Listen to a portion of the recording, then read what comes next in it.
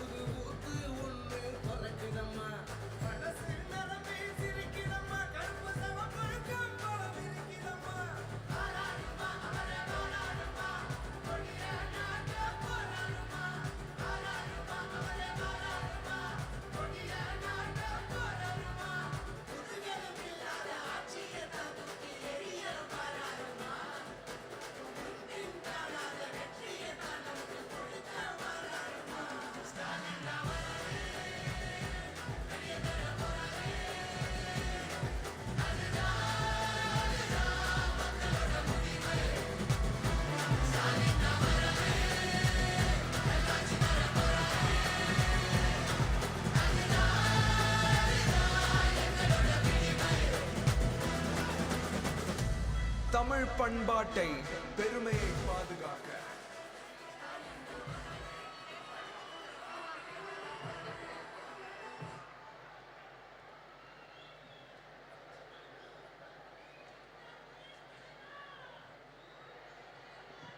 மாண்புமிகு தமிழ்நாடு முதலமைச்சர் அவர்களை உங்களின் பலத்த கரகோஷத்துடன் வருக வருக என அன்புடன் வரவேற்கிறோம்.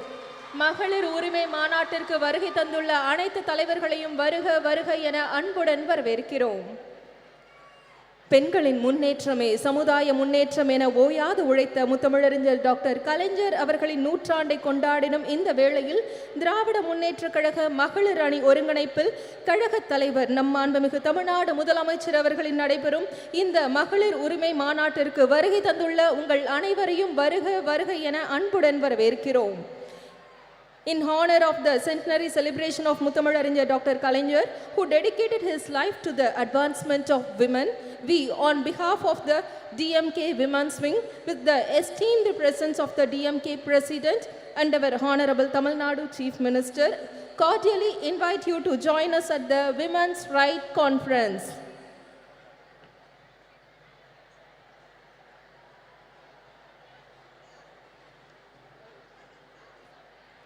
இந்த இனிய தருணத்தில் திராவிட முன்னேற்ற கழக மகளிர் அணி செயலாளரும் முன்னாள் நாடாளுமன்ற உறுப்பினருமான திருமிகு ஹெலன் டேவிட்சன் அவர்களை வரவேற்புரையாற்ற அன்புடன் அழைக்கிறோம்.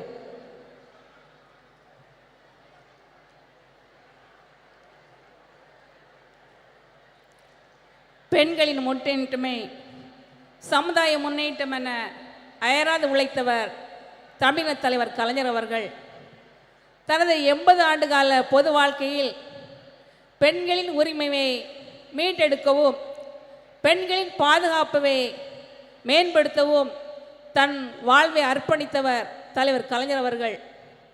அவரது நூற்றாண்டை சிறப்பிக்கும் விதமாக திராவிட முன்னேற்ற கழக மகளிரணி ஒருங்கிணைப்பில் தமிழக தலைவர் கழக தலைவர் தமிழக முதலமைச்சர் மாண்புமிகு தளபதி அவர்கள் தலைமையில் கழக துணை பொதுச் செயலாளர் சகோதரி கனிமொழி அவர்கள் ஒருங்கிணைப்பில் நடைபெற்று கொண்டிருக்கும் மகளிர் உரிமை மாநாட்டினை தமிழகத்தில் எல்லாருக்கும் எல்லாமான திராவிட மாடல் ஆட்சி செய்து வருகின்ற 2024ஆம் ஆண்டு நடைபெற இருக்கின்ற பாராளுமன்ற தேர்தலில் ஒரு அரசியல் மாற்றத்தை ஏற்படுத்தும் இந்தியாவின்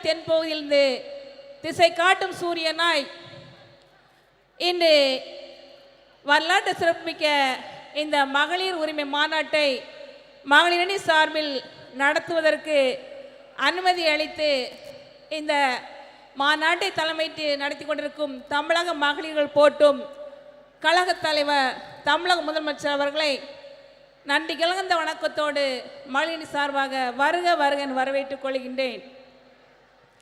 I would like to extend a warm welcome to Annai Sonia Gandhi. Her deep concern for the women of India and underprivileged and the absurd. I extend to her warm welcome on behalf of all of us here. Dravida Munnetra கழகத்தின் பெண் தலைவர்களில் ஒருவராய் தமிழக பெண்கள் மட்டுமல்ல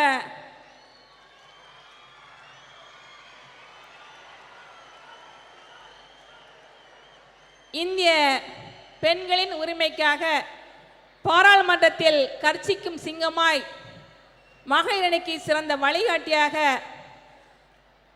வரலாற்று சிறப்புமிக்க இந்த மகளிரணி மகளிர் உரிமை மாநாட்டில் இந்திய கூட்டணியின் பெண் தலைவர்கள் எல்லாம் ஒரே மேடையில் வருகை தர செய்து மகளிரணிக்கு வரலாற்று மிக்க சிறப்புமிக்க பெருமை பெற்று தந்த நம்முடைய கழக துணை பொதுச் செயலாளர் கழக நாடாளுமன்ற துணைத் தலைவர் அருமை சகோதரி கனிமொழி அவர்களை வருக வருக என்று வரவேற்றுக் கொள்கின்றேன்.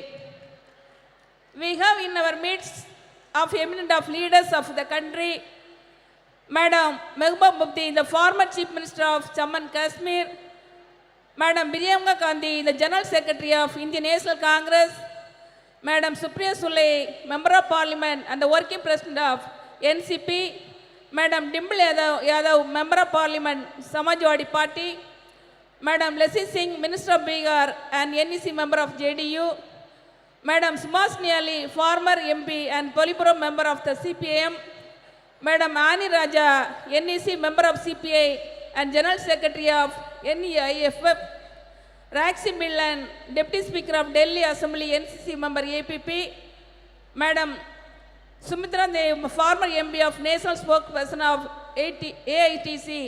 I would like to extend a very warm welcome each of them on behalf of the DMK Women's Wing.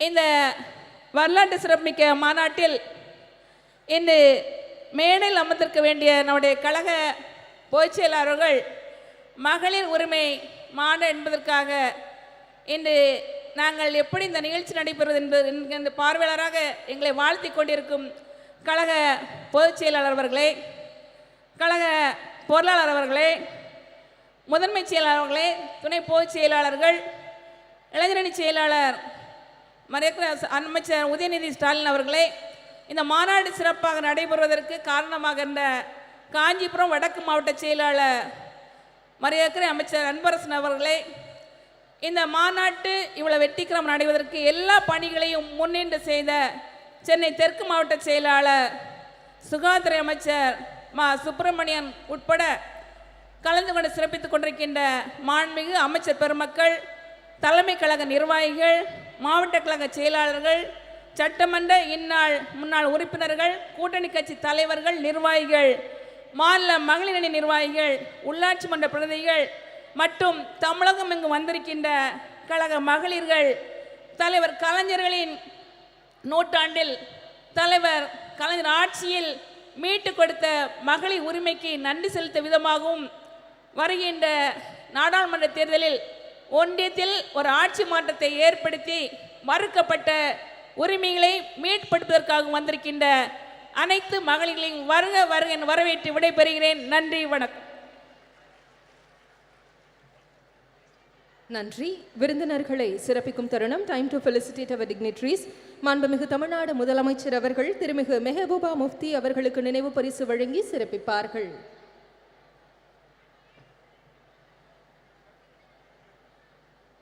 திருமிகு Mehbooba Mufti will be honored by our Honorable Chief Minister of Tamil Nadu.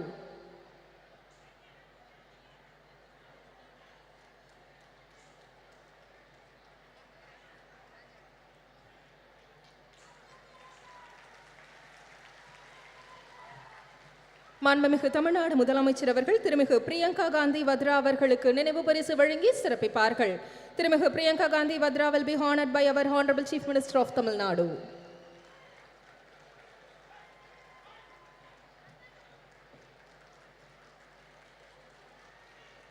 மாண்புமிகு தமிழ்நாடு முதலமைச்சர் அவர்கள் திருமிகு சுபாஷினி அவர்கள் அலி அவர்களுக்கு நினைவு பரிசு வழங்கி சிறப்பிப்பார்கள்.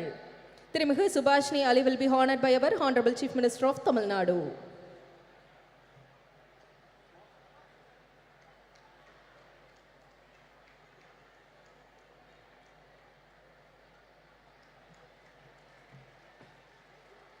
மாண்புமிகு தமிழ்நாடு முதலமைச்சர் அவர்கள் திருமிகு சுப்ரியா சுலே அவர்களுக்கு நினைவு பரிசு வழங்கி சிறப்பிப்பார்கள். திருமிகு Supriya Sule will be honored by our Honorable Chief Minister of Tamil Nadu.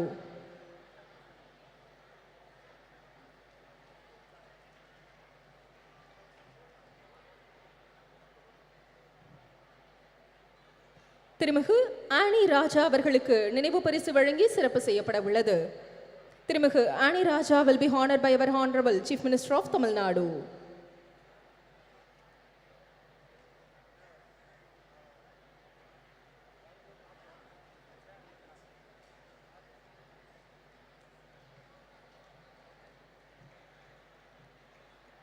திருமிகு டிம்பிள் யாதவ் அவர்களுக்கு நினைவு பரிசு வழங்கி சிறப்பிக்கும் தருணம். திருமிகு Dimple Yadav will be honored by our Honorable Chief Minister of Tamil Nadu.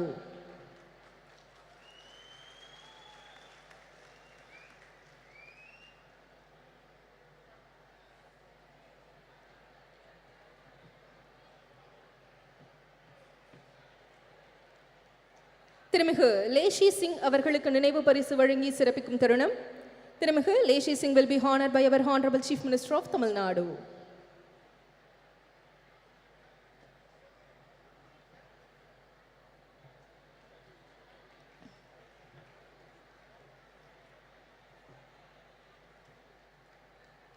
திருமிகு சுஷ்மிதா தேவ் அவர்களுக்கு நினைவு பரிசு வழங்கி சிறப்பிக்கும் தருணம். திருமிகு Sushmita Dev will be honored by our Honorable Chief Minister of Tamil Nadu.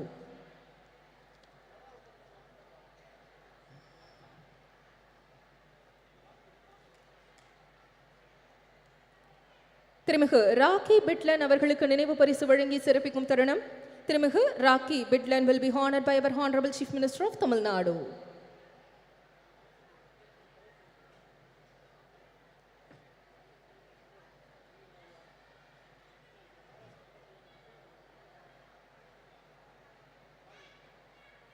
மாண்புமிகு தமிழ்நாடு முதலமைச்சர் அவர்கள் மாண்புமிகு மக்கள் நல்வாழ்வுத்துறை அமைச்சர் அவர்களுக்கு நினைவு பரிசு வழங்கி சிறப்பிப்பார்கள்.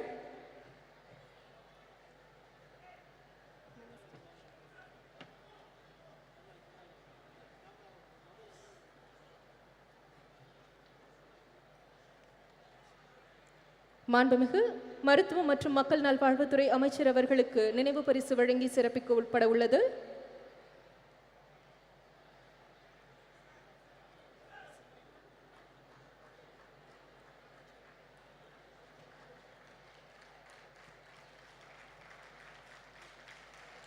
The Honorable Chief Minister of Tamil Nadu honoring Honorable Minister of Health and Family Welfare.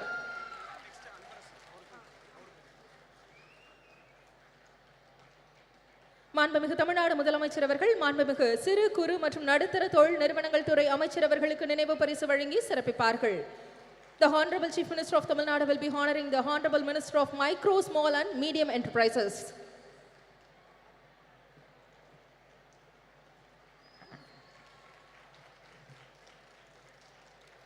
திமுக பொதுச் செயலாளர் திருமிகு கனிமொழி கருணாநிதி அவர்கள் மாண்புமிகு தமிழ்நாடு முதலமைச்சர் அவர்களுக்கு நினைவு பரிசு வழங்கி சிறப்பிப்பார்கள். DMK Deputy General Secretary திருமிகு Kanimozhi Karunanidhi will be honoring the Honorable Chief Minister of Tamil Nadu.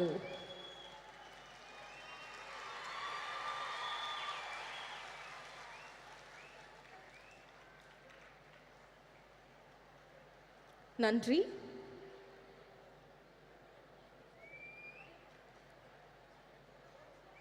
குழந்தைகள் நலன் மற்றும் பெண்களின் உரிமைகளை முதன்மையாக கொண்டு பணியாற்றி வரும் டெல்லி சட்டப்பேரவை துணைத் தலைவரும் ஆம் ஆத்மி கட்சியின் தேசிய நிர்வாக குழு உறுப்பினருமான திருமிகு ராக்கி பிட்லன் அவர்களை சிறப்புரையாற்ற அன்புடன் அழைக்கிறோம். With great pleasure we invite திருமிகு rakhi பிட்லன் for the special address.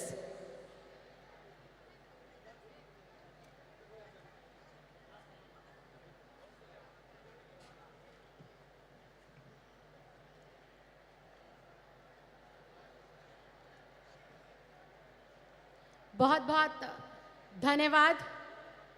मंच पर उपस्थित समस्त सम्मानित अतिथिगण, मेरे समक्ष बैठे चेन्नई के तमाम सम्मानित मतदाता, आज के इस कार्यक्रम को आयोजित करने से पहले मैं धन्यवाद देना चाहती हूँ तमिलनाडु के मुख्यमंत्री श्री M.K. स्टालिन जी को, DMK की सांसद सुश्री कनिमोझी जी को, जिन्होंने ये कार्यक्रम को आयोजित किया, और देश भर से अलग अलग पार्टियों का प्रतिनिधित्व करती हुई आए हुए तमाम सम्मानित अतिथिगण जो मंच पर विराजमान है। मैडम सोनिया जी, आप सबका मैं दिल की गहराइयों से बहुत बहुत धन्यवाद करती हूँ, बहुत बहुत आभार प्रकट करती हूँ। साथियों, आज का कार्यक्रम जो आयोजित किया गया है वो महिलाओं के अधिकारों पर चर्चा करने हेतु इस कार्यक्रम को बुलाया गया, इसका आयोजन किया गया। महिलाएं जो इस देश की आधी आबादी है, महिलाएं जो हमारे समाज का अभिन्न अंग है, महिलाएं जो इस देश की व्यवस्था को सुव्यवस्थित करने के लिए अपना अभूतपूर्व योगदान देती हैं। ऐसी महिलाओं के अधिकारों के ऊपर आज चर्चा करने के लिए हमारी जैसी बहनें, हमारी जैसी बेटियां जो दूर दराज गांव में रहती हैं, उन हजारों हजार महिलाओं के अधिकारों पर चर्चा करने से पहले मैं धन्यवाद देना चाहती हूं, मैं श्रद्धांजलि देना चाहती हूं संविधान निर्माता डॉक्टर भीमराव अंबेडकर जी को, जिन्होंने संविधान का निर्माण करते वक्त अपने संविधान के अंदर देश की आधी आबादी को उनके अधिकार दिए, उनके हक दिए। डॉक्टर भीमराव अंबेडकर जी ने कानून बनाकर महिलाओं को समाज में समानता का अधिकार दिया, महिलाओं को समान शिक्षा और समान वेतन पाने का अधिकार दिया, महिलाओं को चार दीवारी से बाहर निकलकर अपने जीवन को अपने मुताबिक जीने का अधिकार दिया। डॉक्टर भीमराव अंबेडकर संविधान निर्माता ने तो कई दशकों पहले ही हमारे इस देश की आधी आबादी को उसके अधिकार दे दिए थे। ये देश की आधी आबादी संविधान निर्माता डॉक्टर भीमराव अंबेडकर जी का बहुत बहुत धन्यवाद करती है, और देश की आधी आबादी की ये महिलाएं जो आज देश के अलग अलग हिस्सों में अपना प्रतिनिधित्व करती हैं, चंद्रयान जैसी देश में जब ऐतिहासिक लॉन्चिंग हुई तो उसके अंदर भी जो महत्वपूर्ण योगदान है वो हमारे भारतवर्ष की बेटियों का रहा है, भारत की महिलाओं का रहा है। ये देश की आधी आबादी है जिसने हमारे देश की तरक्की में, उसको आगे बढ़ाने में, चाहे गांव हो, देहात हो, छोटे से छोटा कस्बा हो, घर पे रहकर गृहिणी के रूप में या फिर किसी कामकाजी महिला के रूप में देश को अग्रसर करने के लिए अपनी महत्वपूर्ण योगदान और अपना महत्वपूर्ण भूमिका दी है। डॉक्टर भीमराव अंबेडकर जी का संविधान जहां महिलाओं को अपनी प्रतिभा के अनुसार अपना प्रतिभा का प्रदर्शन करने का मौका मिलता है, और अगर मैं अपनी बात करूं तो डॉक्टर भीमराव अंबेडकर जी के आशीर्वाद से ही मैं उस माँ की बेटी हूं जो दिल्ली के एक सरकारी स्कूल में सफाई कर्मचारी है। लेकिन डॉक्टर भीमराव अंबेडकर जी की वजह से, भारत देश के लोकतंत्र की खूबसूरती की वजह से और आम आदमी पार्टी के राष्ट्रीय संयोजक अरविंद केजरीवाल जी के आशीर्वाद की वजह से आज ये दिल्ली की बेटी अपनी पार्टी का और अपनी सरकार का प्रतिनिधित्व आप लोगों के समक्ष कर रही है। ये देश के लोकतंत्र की ही खूबसूरती है। लेकिन जहां हम देश के संविधान, लोकतंत्र की बात करते हैं, महिलाओं के हक और अधिकारों की बात करते हैं, सिर्फ वो संविधान के अंदर लिखे तो गए हैं, लेकिन दुर्भाग्यवश आज भी हमारी एक बड़े तबके की महिलाएं अपने अधिकारों से वंचित है। आज भी उनको उनके अधिकार नहीं मिल रहे हैं। देश की महिलाएं 21वीं सदी के अंदर, आजादी के 75 सालों के अंदर पूरे देश में शिक्षा जो पाती हैं पुरुषों के मुकाबले वो महज 65% है, जो कि बेहद चिंता का विषय है, बेहद सोच का विषय है।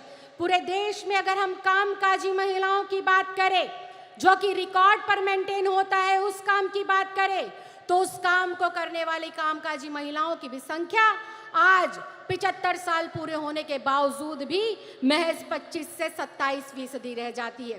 भारतीय राजनीति की बात करें, मंच पर बहुत मुझसे भी ज्यादा प्रसिद्ध, मुझसे भी ज्यादा लोकप्रिय, मुझसे भी ज्यादा ताकतवर और जिम्मेदार महिलाएं विराजमान हैं और मैं इनके समक्ष इस बात को रख रही हूं और ये मेरी बात से सहमति भी जताएंगी कि राजनीति के अंदर महिलाओं का जो प्रतिनिधित्व है वो भारत के लोकतंत्र के लिए, हमारे देश की महिलाओं के लिए बेहद सोच का विषय है।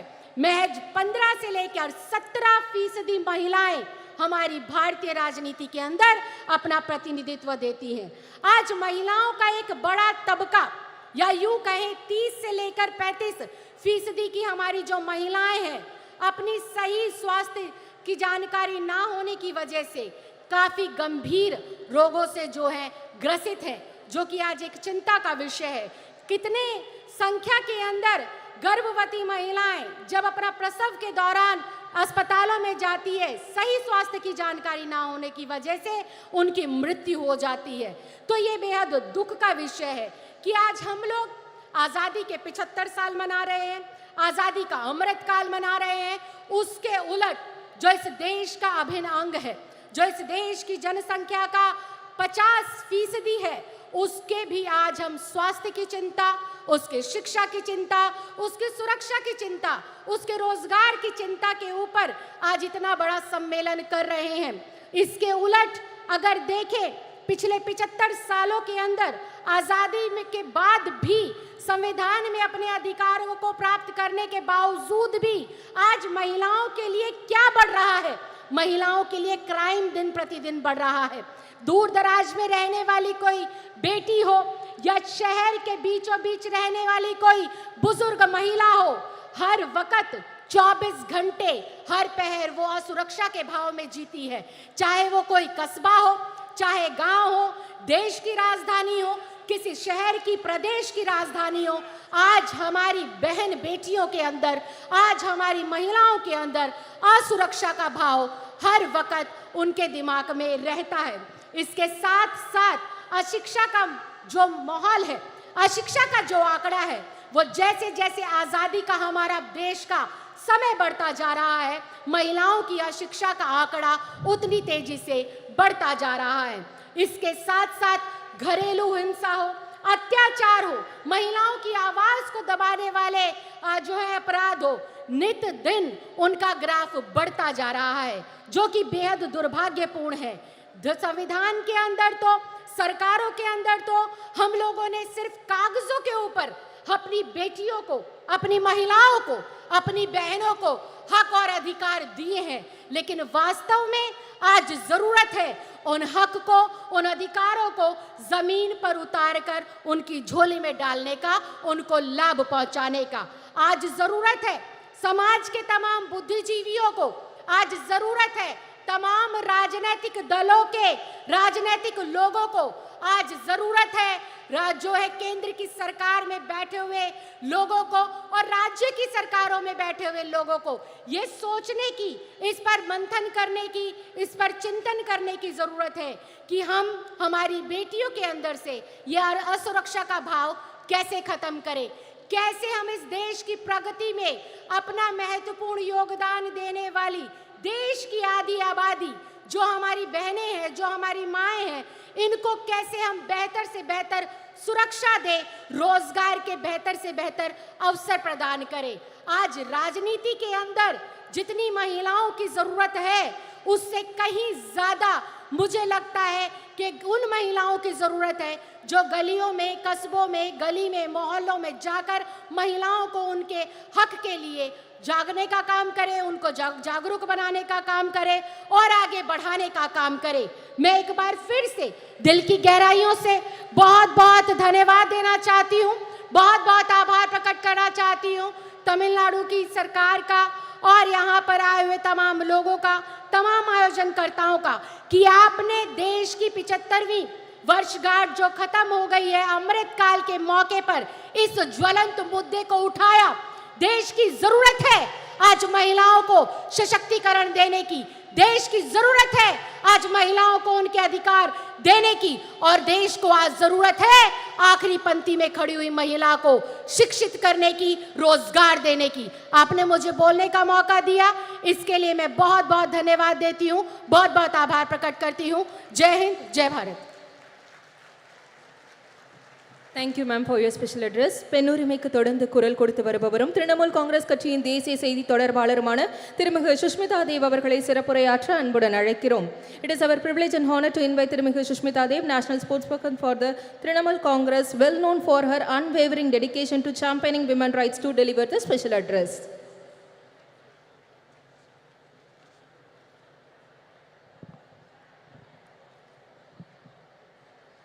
Honorable Chief Minister of Tamil Nadu, Thalapathy M.K. Stalin, I have to say it's a great honor to come face to face with you, sir, for the first time. Former Jammu and Kashmir Chief Minister Mehbooba Mufti ji, Honorable Member of Parliament Kandi Mohi ji, Indian National Congress General Secretary Priyanka Gandhi ji, NCP Working President Supriya Sule ji, Subhasini Ali ji, Miss Annie Raja, Leshi Singh ji, Rakhi Bidlan ji, and many of the eminent members of parliament, MLAs, ministers of the DMP party, and the electrifying caucus of women who have gathered here today to pay tribute to their great leader, Dr. Karunanidhi ji.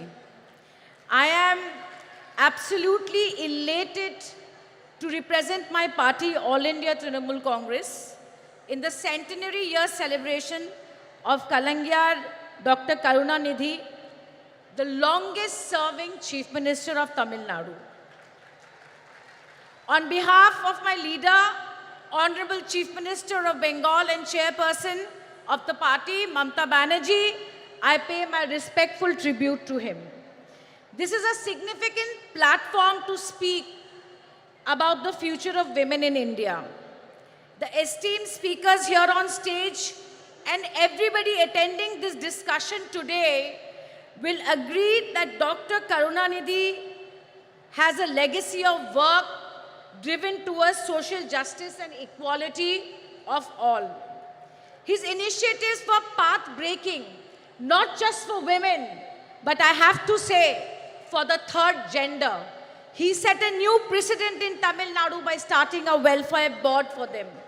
Till today, he is remembered for giving equal right to women to ancestral property for the first time in India.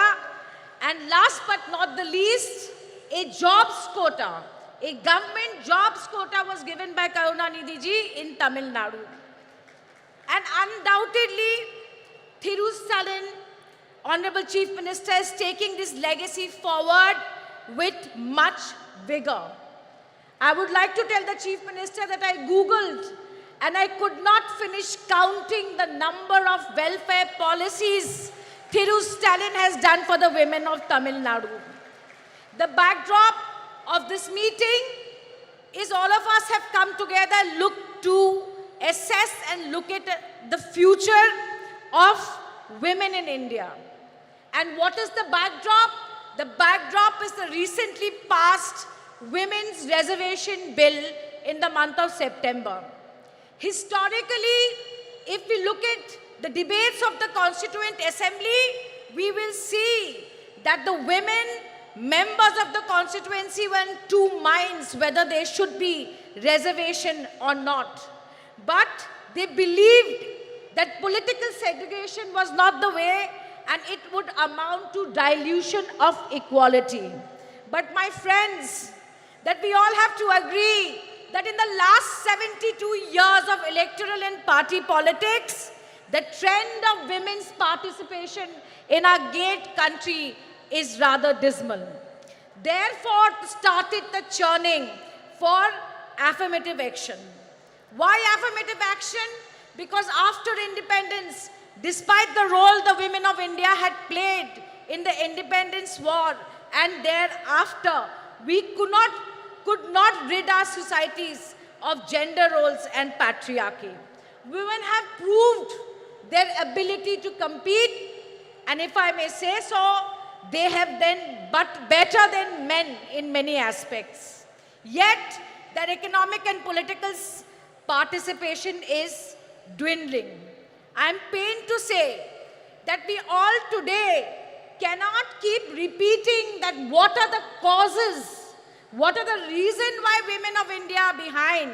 But I think we all have to be instrumental in changing this. And may I say that no affirmative action alone can succeed. No affirmative action alone can succeed.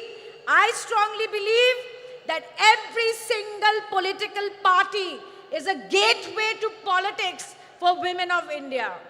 The All India Trinamool Congress and my leader, Mamta Banerjee, implemented women's reservation during the 2019 parliamentary elections. She gave 41% nominations to women. And let me tell you, it was not an easy election for her. The 17 women who got tickets, I am proud to say that the 9 of them today are sitting in the Lok Sabha. Now, every 1 in 3 women in the Lok Sabha are from the Trinamool Congress. As the only woman chief minister of the country today, her own story, even her critics would admit, is one of resilience and grit. She faced every imaginable challenge, right from physical violence to patriarchy and even poverty, but stood tall through it. Once she succeeded, she used her party's capacity and her popularity to walk the talk and bring women to the forefront. Friends, compare Mr. Narendra Modi, the Prime Minister of India. His Beti Bachao and Beti Padhao campaign is nothing but an advertising and PR excess for Prime Minister Modi. I am sad to say that Nirbhaya shook the nation, but the funds remains unutilized. I am happy that women got the Ujjwala scheme, but the majority have rejected it. BJP, with an absolute majority, has delayed the reservation bill and given us a bill which is shackled in preconditions. It is preconditioned on a fresh census and a delimitation process. I hear on television people saying that women's reservation will be implemented in 2034. But let me tell you today that there is absolutely no guarantee that even if everything goes well, women's reservation will not come into effect till 2037. Not till 2037. The last time the Delimitation Commission was set up, it took 6 years to give a report. 6 years. Therefore, my friends, BJP is infamous for tokenism. Today, when the women's reservation bill was being debated in the parliament, we should be ashamed. We should be ashamed that the BJP MP accused of molesting our wrestlers was sitting in the parliament. Today, while women were being paraded naked in Manipur, raped and children orphaned, today the Prime Minister's conscience were not shaken. But like I said, how do we do it differently? And the only thing that I can think of is where women have voted in greater numbers, why should they remain at a minimum of a bare number of 9% in the Lok Sabha? If we want to change this, I feel that there has to be political will. I hope that you will agree with me that it is everyone's duty, every political party's duty to demolish the systemic and systematic discrimination and marginalization of women within parties has to stop. It must stop. We have to show the political will to have women in more substantive positions. But last but not the least, and I'm about to end my speech, that we have to recognize that to bring women to the forefront of politics, we need progressive male leaders like Dr. Karunanidhi. We need progressive male leaders like Shri Rajiv Gandhi ji, who gave the Panchayati Raj reservation. We need social activists like Raja Ram Mohan Nai, who stopped sati. I have absolutely no doubt in my mind that India parties will come to power in 2024 and oust this regressive and anti-woman regime that is ruling the country and convert and turn this Women's Reservation Act into the greatest enabler in the history of this country for women amendment. I end my speech by quoting the only woman Prime Minister in this country, Indira Gandhi ji. There are two kinds of people, those who do the work and those who take the credit. While Prime Minister Modi takes credit for travesty of a law in the name of reservation, let us who are sitting here do the real work towards greater political representation of women. With these words, I once again thank the DMK party. I thank the women wings of the DMK party and your patience for listening to me. Jai Hind. Thank you very much. Thank you, ma'am. Bihar மாநிலத்தின் உணவு மற்றும் நுகர்வோர் பாதுகாப்புத்துறை அமைச்சரும் ஐக்கிய ஜனதா தளம் கட்சியின் தேசிய நிர்வாகக் குழு உறுப்பினருமான திருமிகு லேஷி சிங் அவர்களை சிறப்புரையாற்ற அன்புடன் அழைக்கிறோம். We request திருமிகு லேஷி Singh, the Minister for Food and Consumer Protection of Bihar State.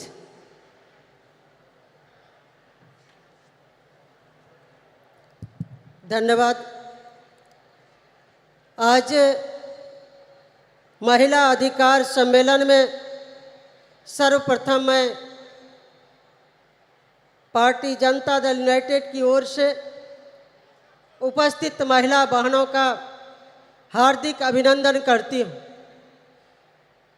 मैं आभार प्रकट करना चाहती हूँ हमारे माननीय मुख्यमंत्री श्री नीतीश कुमार जी एवं जनता दल यूनाइटेड के राष्ट्रीय अध्यक्ष आदरणीय ललन सिंह जी का, जिन्होंने इस ऐतिहासिक कार्यक्रम में मुझे प्रतिनिधित्व करने का अवसर प्रदान किया।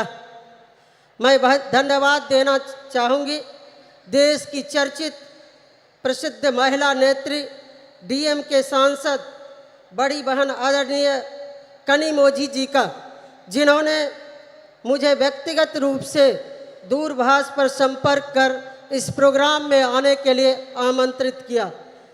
मैं जनता दल यूनाइटेड की ओर से इस कार्यक्रम में उपस्थित इस लोकप्रिय मुख्यमंत्री आदरणीय एम.के. स्टालिन जी, कांग्रेस की राष्ट्रीय महासचिव एवं देश की महिला बहनों की प्रेरणा स्रोत आदरणीय बहन प्रियंका गांधी जी, जम्मू कश्मीर की पूर्व मुख्यमंत्री एवं पीडीपी पार्टी की अध्यक्ष महबूबा मुफ्ती जी, देश की प्रसिद्ध वरिष्ठ सांसद एवं एनसीपी पार्टी की कार्यकारी अध्यक्ष बहन सुप्रिया सूले जी, समाजवादी पार्टी की नेता एवं माननीय सांसद बहन डिम्पल यादव जी, पूर्व सांसद एवं सीपीआई-एम पार्टी की पोलित ब्यूरो सदस्य बहन सुभाषिनी अली जी, पूर्व सांसद एवं ऑल इंडिया तृणमूल कांग्रेस की राष्ट्रीय प्रवक्ता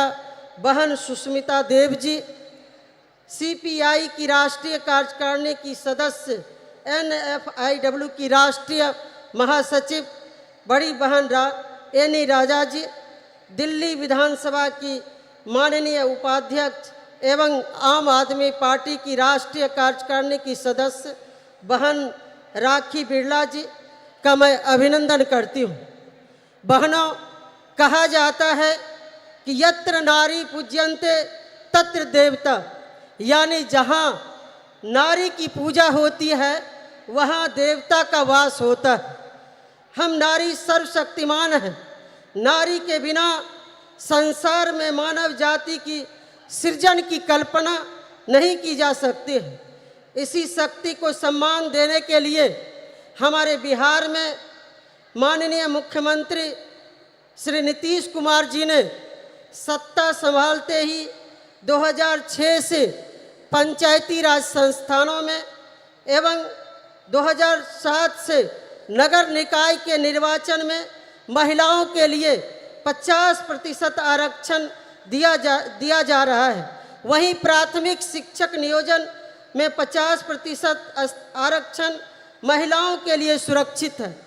राज्य में पहली बार पुलिस महिला बटालियन का गठन किया गया है। राज्य के सभी 40 पुलिस जिलों एवं 4 रेल पुलिस जिलों में एक महिला थाना की स्थापना किया गया है। राज्य में अनुसूचित जनजाति की महिलाओं के लिए स्वाभिमान बटालियन का गठन किया गया है। वहीं पुलिस बल में सिपाही से अवर निरीक्षक तक के पदों में सीधी नियुक्ति में महिलाओं के लिए 35% आरक्षण की व्यवस्था की गई। सरकारी सेवाओं संवर्गों के सभी स्तर के एवं सभी प्रकार के पदों पर सीधी नियुक्ति में 35% आरक्षण दिया ही जा रहा है। एक उदाहरण मात्र मैं देना चाहूँगी। बिहार राज्य में 1,07,431 पंच के पद पर कुल 63,974 पंच की सीट पर महिला जीतकर आई है। 38 जिला परिषद अध्यक्ष में 29 महिला जिला परिषद अध्यक्ष। वहीं कुल 8,058 मुखिया में कुल 4209 मुखिया पद पर आसीन हैं। पंचायती राज व्यवस्था में महिलाओं को आरक्षण देने की नेक सोच रखने वाले देश के हमारे भूतपूर्व प्रधानमंत्री स्वर्गीय राजीव जी को भी मैं स्मरण करना चाहूँगी। आज स्वर्गीय राजीव गांधी जी रहते तो महिलाओं को देश की संसद और विधानसभाओं में कब का 1/3 आरक्षण मिल गया होता।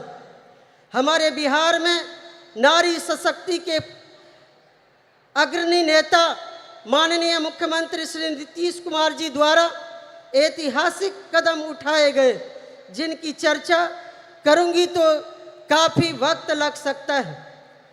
मुख्यमंत्री बालिका पोशाक योजना, छात्रवृत्ति योजना, साइकिल योजना, बालिका प्रोत्साहन योजना, बिहार स्टूडेंट क्रेडिट कार्ड योजना, मुख्यमंत्री किशोरी स्वास्थ्य कार्यक्रम आदि चलाकर महिलाओं को अवसर प्रदान किया गया है। मुख्यमंत्री कन्या उत्थान योजना, लक्ष्मीबाई पेंशन योजना, मुख्यमंत्री नारी शक्ति योजना से महिलाओं को काफ़ी लाभ पहुंचा है।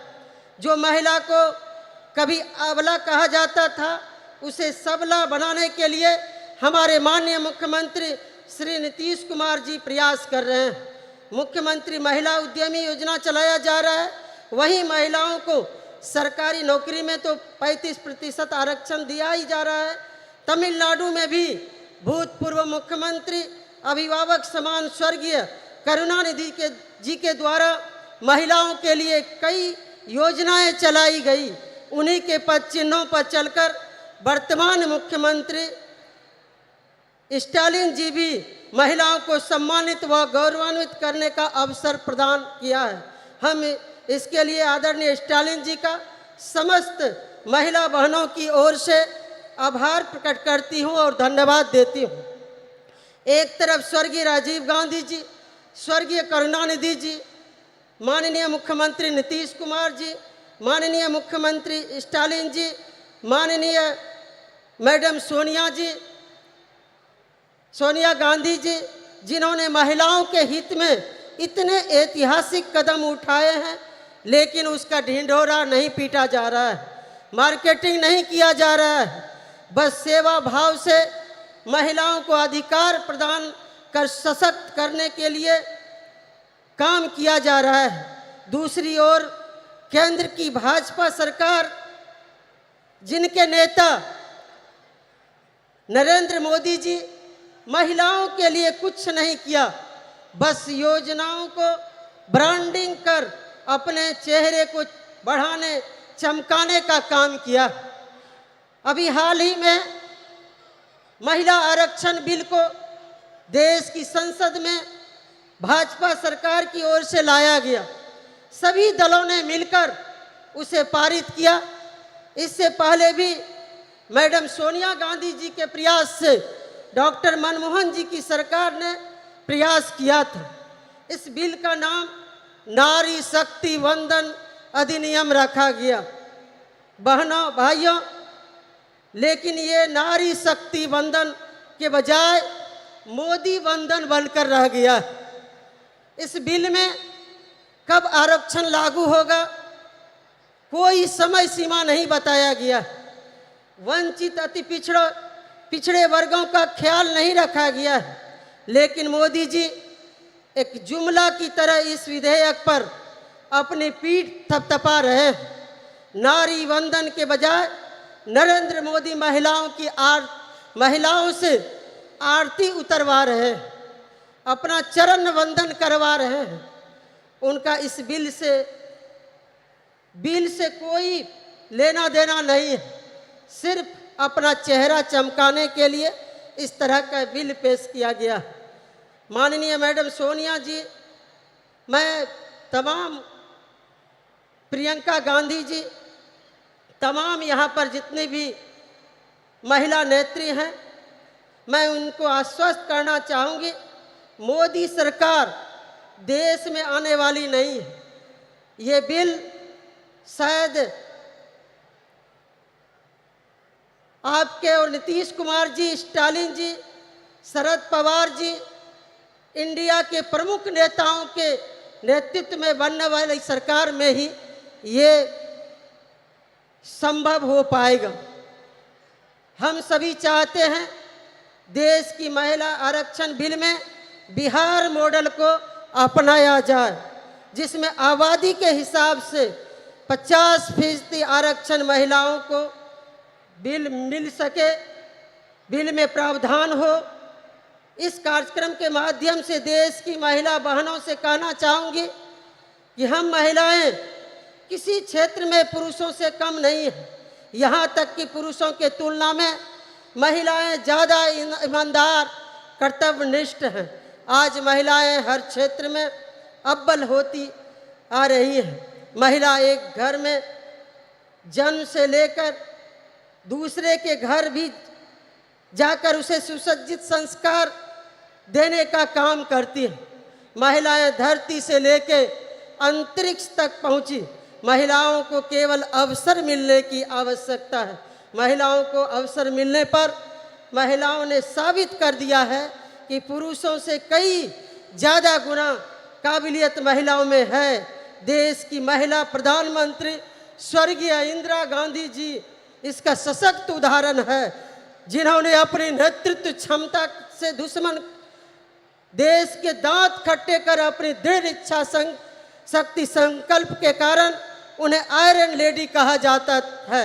मुझे विश्वास है जिस तरह से इंडिया के नेतागण, चाहे वो माननीय मुख्यमंत्री नीतीश कुमार जी हो, चाहे मैडम सोनिया जी, मैडम प्रियंका गांधी जी, महबूबा जी, स्टालिन जी, मैडम कनिमोझी जी, सुप्रिया सुले जी एवं समस्त मंचासीन विभिन्न विपक्षी नेताओं के दलों के नेताओं के सभी महिला नेतृगण आदि ने महिलाओं को अवसर और संबल प्रदान कर रहे हैं। वो दिन दूर नहीं, महिला इतनी सशक्त होगी कि वेद पुरानों इतिहास में जो उसे शक्ति प्रदान थी वो शक्ति प्राप्त करेंगी, तभी आरक्षण के लिए मुहताज नहीं होना पड़ेगा।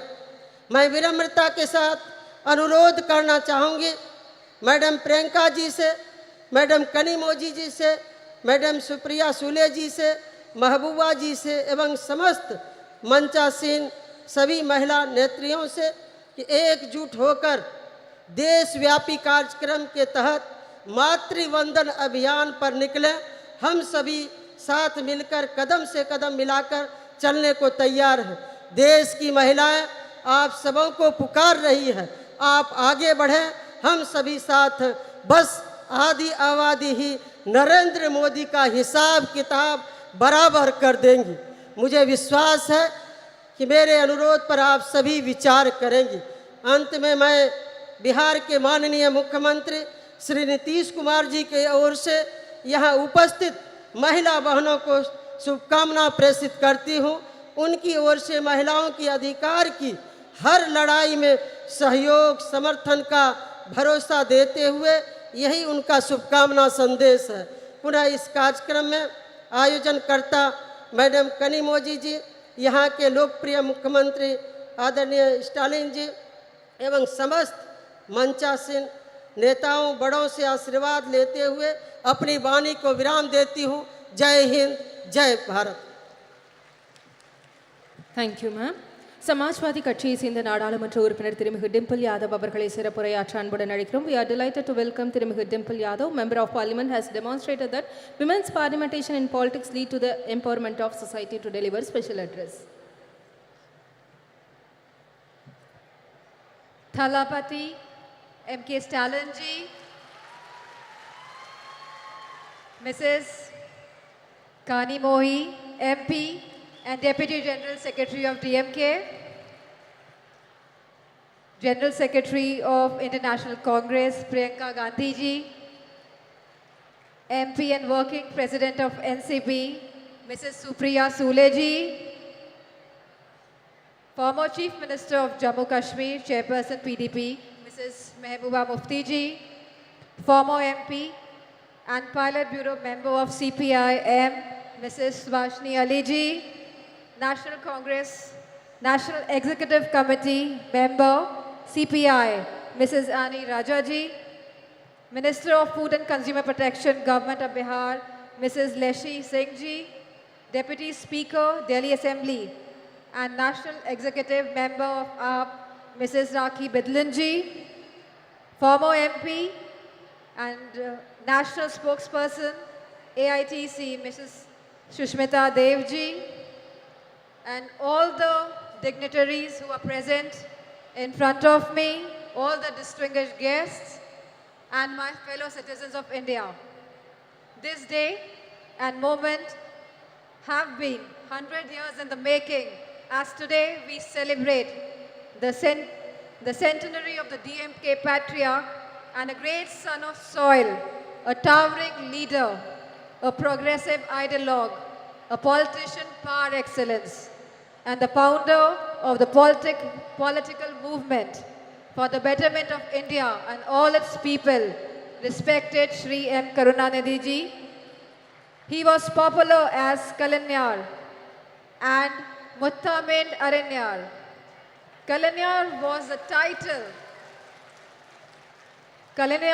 title of Tamil politics. His life was marked by a relentless struggle for social justice and the empowerment of the marginalized communities, minorities, OBCs, SC/STs, and especially women.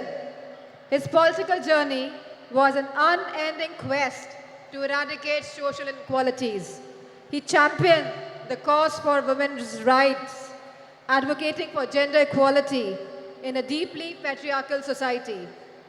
He advocated affirmative actions to support oppressed, marginalized communities and minorities. He was a great advocate of increased state autonomy and accountability in the Indian federal structure. He pursued the Rajamanar Committee's report that was accepted by the then Prime Minister, Mrs. Indira Gandhi ji, and the Chief Ministers got the right to hoist the flags on Independence Day. Kalanar's life was dedicated to the pursuit of social justice, an endeavor that remains even more relevant and inspiring today. His vision was rooted in the principles of equality, fairness, and inclusivity. He believed that society could only prosper when every citizen, regardless of their background, was given equal opportunities to thrive. Under his leadership, the DMK pioneered several progressive policies that aim to uplift the marginalized and oppressed sections of the society. His government increased the reservation for backward classes from 25 to 31% and from 16 to 18% for SC/STs. Established the first ministry for the welfare of the backward class. As a member of parliament and a woman, I am deeply honored to address you all on this special occasion, and I want to focus on the three fundamental aspects of the vision for India: an unyielding commitment to social justice, tireless effort to protect the dignity of each individual, and untiring advocacy for women's rights. Samajwadi Party remains committed to these ideals as we cherish and uphold an unwavering commitment to protecting the respect and dignity of every individual.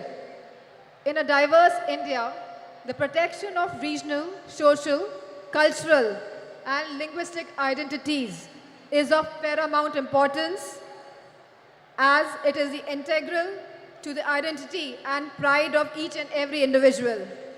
Leadership in this regard is not about exclusion, but rather about pluralism and diversity.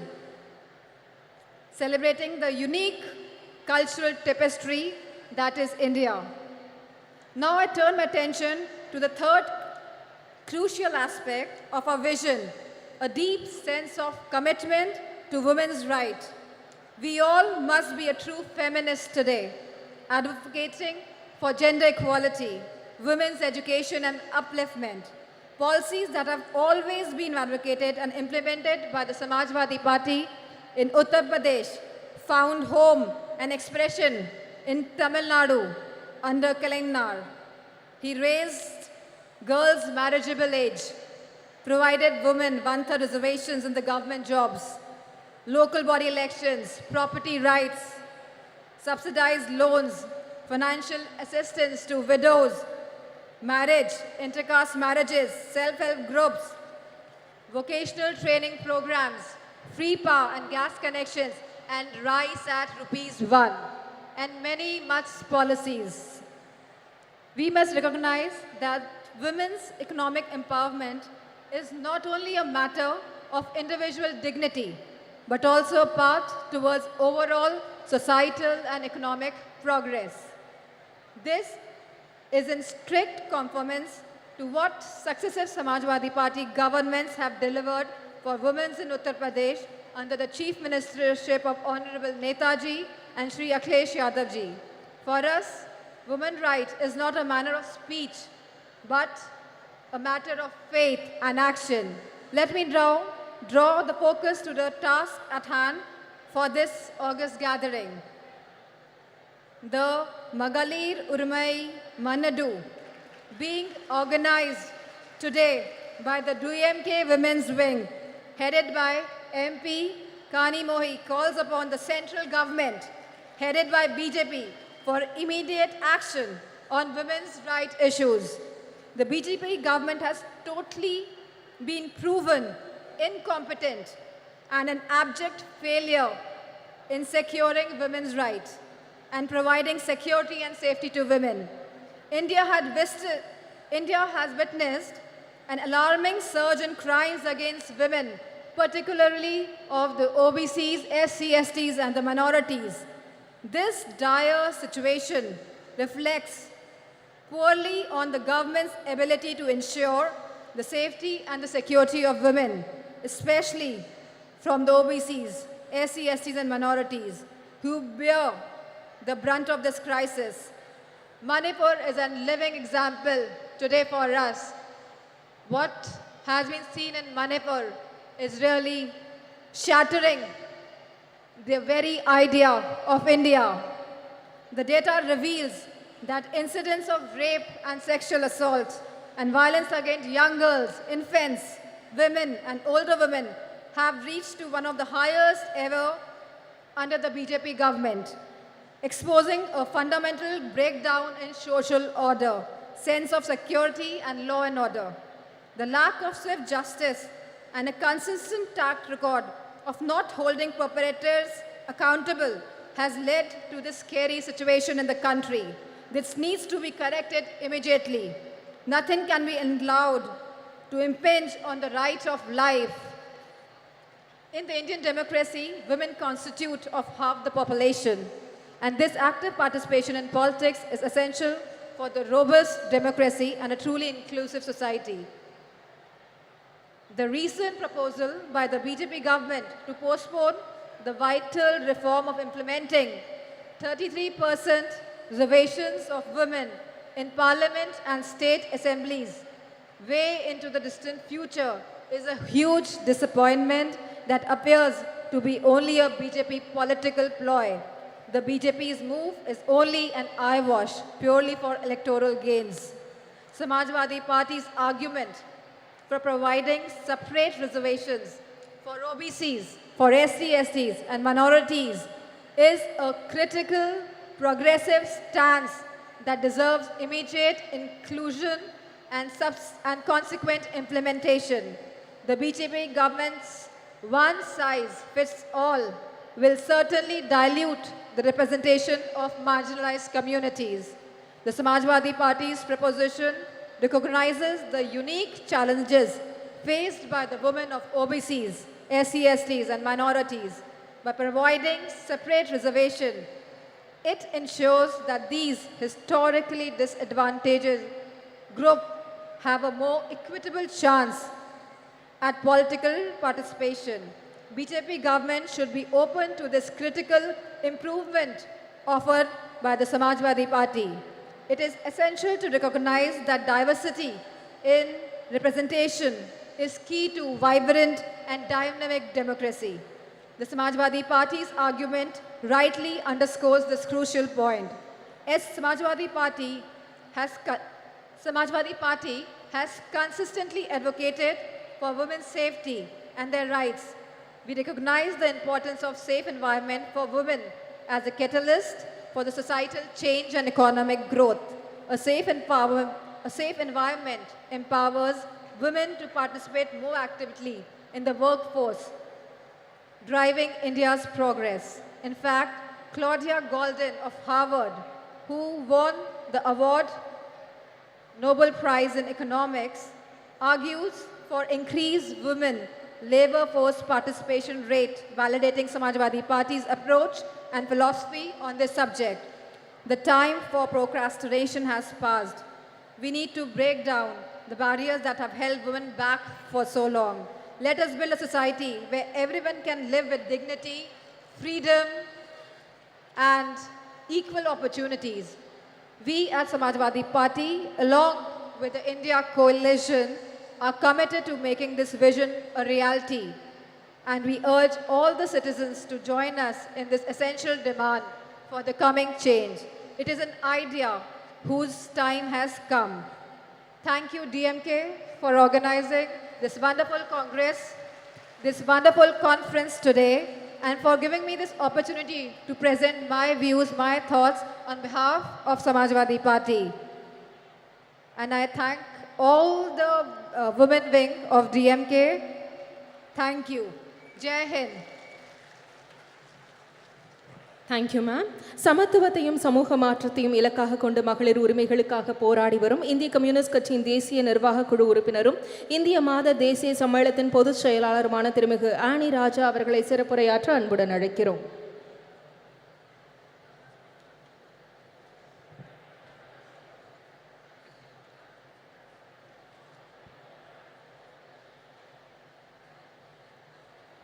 From the depth of my heart, I express my homage to the only one Kalaignar who showed the people and the country that how the words can be transformed into actions and how it can be beneficial to the people and especially to the women and children of the country, particularly the state of Tamil Nadu. I extend my gratitude and red salute to Tandai Periyar, Phule, Dr. Ambedkar, Ayyankali, Ayodhyadas Pandita, for their immense contribution and effort for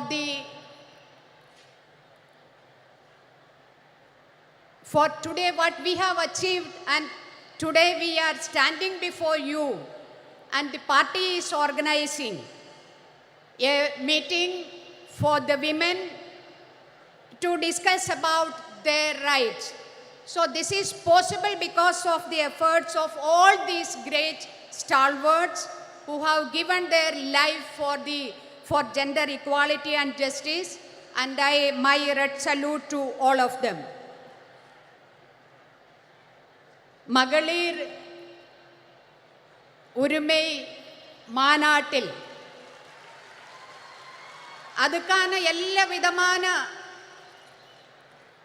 ஒர்க்கும் செய்து எல்லா ஹெல்ப்பும் செய்து ஏதாச்சும் குறை இருந்தால் அதை பார்த்து எங்களுக்கு இந்த நல்ல முறையாக இந்த மாநாடு முடிக்கிறதுக்காக எங்களோடு சேர்ந்து இந்த மேடையில் அமர்ந்திருக்கும் இந்த தமிழ்நாடினுடைய முதலமைச்சர் தளபதி அவர்களே,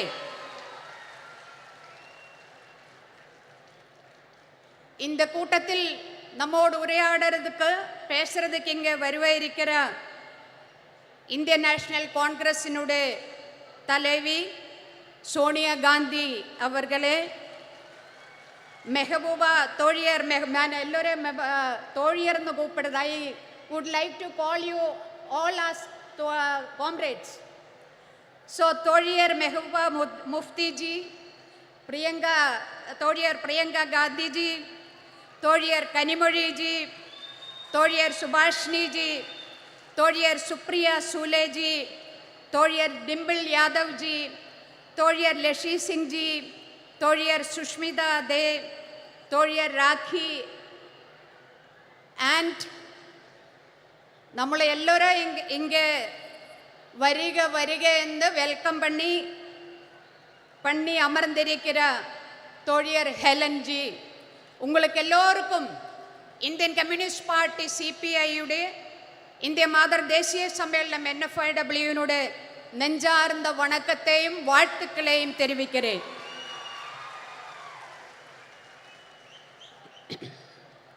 கலைஞருடைய நூற்றாண்டு விழா கொண்டாடுறதுக்காக, கலைஞருடைய வாழ்க்கையே கொண்டாடுறதுக்கான இந்த கூட்டத்தில்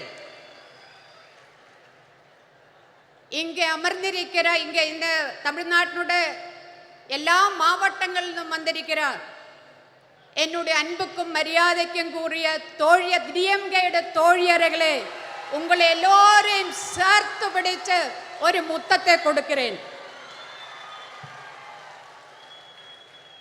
நம்ம இந்த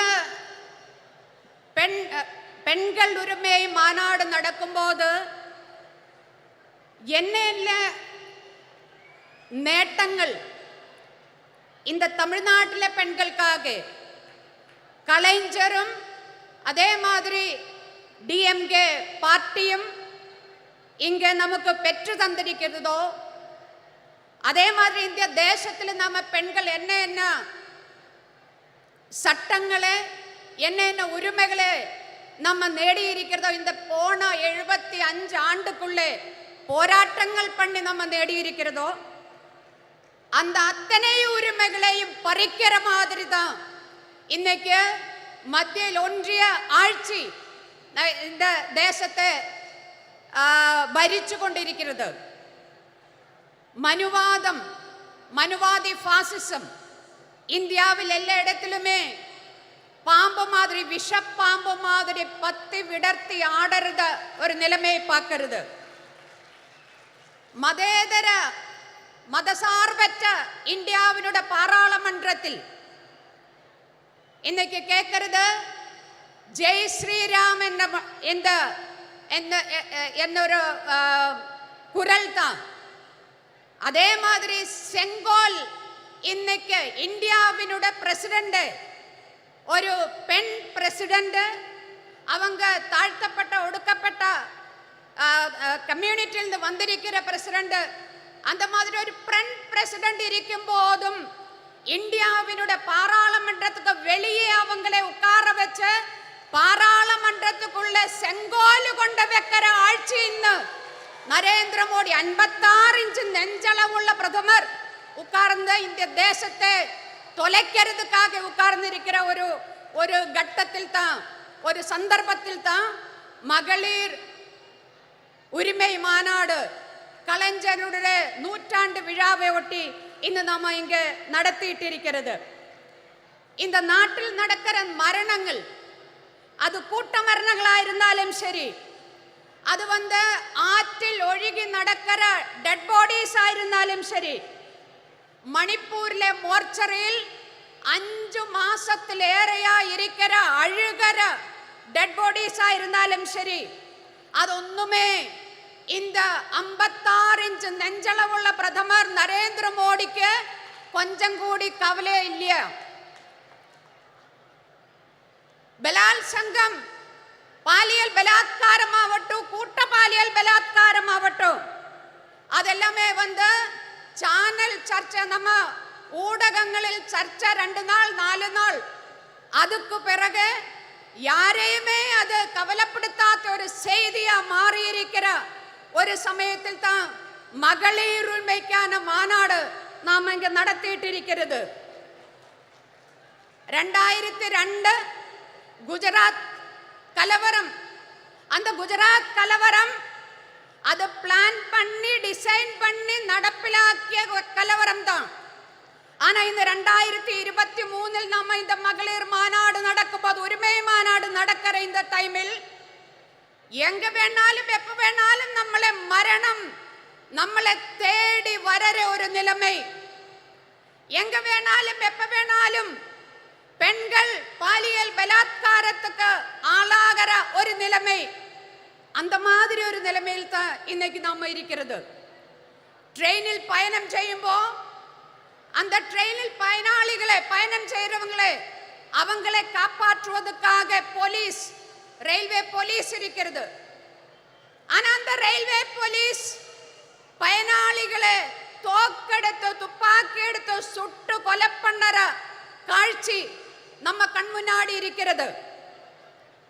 அதே மாதிரி ஒரு ஸ்கூலில், பள்ளிக்கூடத்தில் ஒரு டீச்சர் உட்கார்ந்த மத்த ஒரு முஸ்லிம் ஸ்டூடெண்ட் நிக்க வச்சு மத்த ஸ்டூடெண்ட்ஸோட சொல்றது, நீங்க எல்லாரும் போய் அடிங்கோ அந்த குழந்தைன்னு சொல்லி குழந்தைகள் தயங்குறது. ஆனாலும் அவங்கள ஃபோர்ஸ் பண்ணி அந்த குழந்தையை அடிக்க வைக்கிறது, இதும் நம்ம கண் முன்னாடி பார்த்துட்டு இருக்கிறது. ஒரு சிறுமி, 8 வயசான சிறுமி கூட்ட பாலியல் பலாத்காரത്തിന് ഇരയായി அங்கிருந்து தப்பிச்சோடி பல வாதிலும் தட்டி விളിக்கிறது, முட்டறது, என்னை காப்பாற்றுங்கோ. ஆருமே வாதில் துறக்காம அதை அப்படியே ஆட்டி ஓடிக்கிறது, இதும் நம்ம கண் முன்னாடி நடக்கிறது. இந்த மாதிரி ஒரு நிலைமையில் ஏன் இது நடக்காம இருக்குவே? 2014 ഇന്ത്യയിൽ ஒன்றியத்தில் பிஜேபி தலைமையிலான ஆட்சி வந்ததிலிருந்து, அதுக்கு முன்னாடியே பெண்களுக்கு எதிரான வன்கொடுமைகள் நடந்துட்டு இருந்தது. ஆனா 2014 இருந்து பார்த்தா அதனுடைய நம்பர் அது ரொம்ப அதிகமா போயிட்டு இருக்கிறது. நம்பர் அதிகமா போகிறது மட்டும் கிடையாது, அதனுடைய க்ரூரதா எவ்வளவு கொடூரமான விதத்தில் அந்த பெண்கள் அந்த மாதிரி பாலியல் பலாத்காரத்துக்கு ஆளாகிறது. இது மட்டுமல்ல, இந்த மாதிரி பாலியல் பலாத்காரத்துக்கு ஆளானா அது கேஸுக்கு போனா, கோர்ட்டுக்கு போனா அங்க குத்தவாளிக்கு தண்டனை கிடைக்குது ரொம்ப ரொம்ப கம்மி. 100 கேஸ் எடுத்தா அதில் 5 கேஸில் கூடி குத்தவாளியை தண்டிக்கிறது கிடையாது.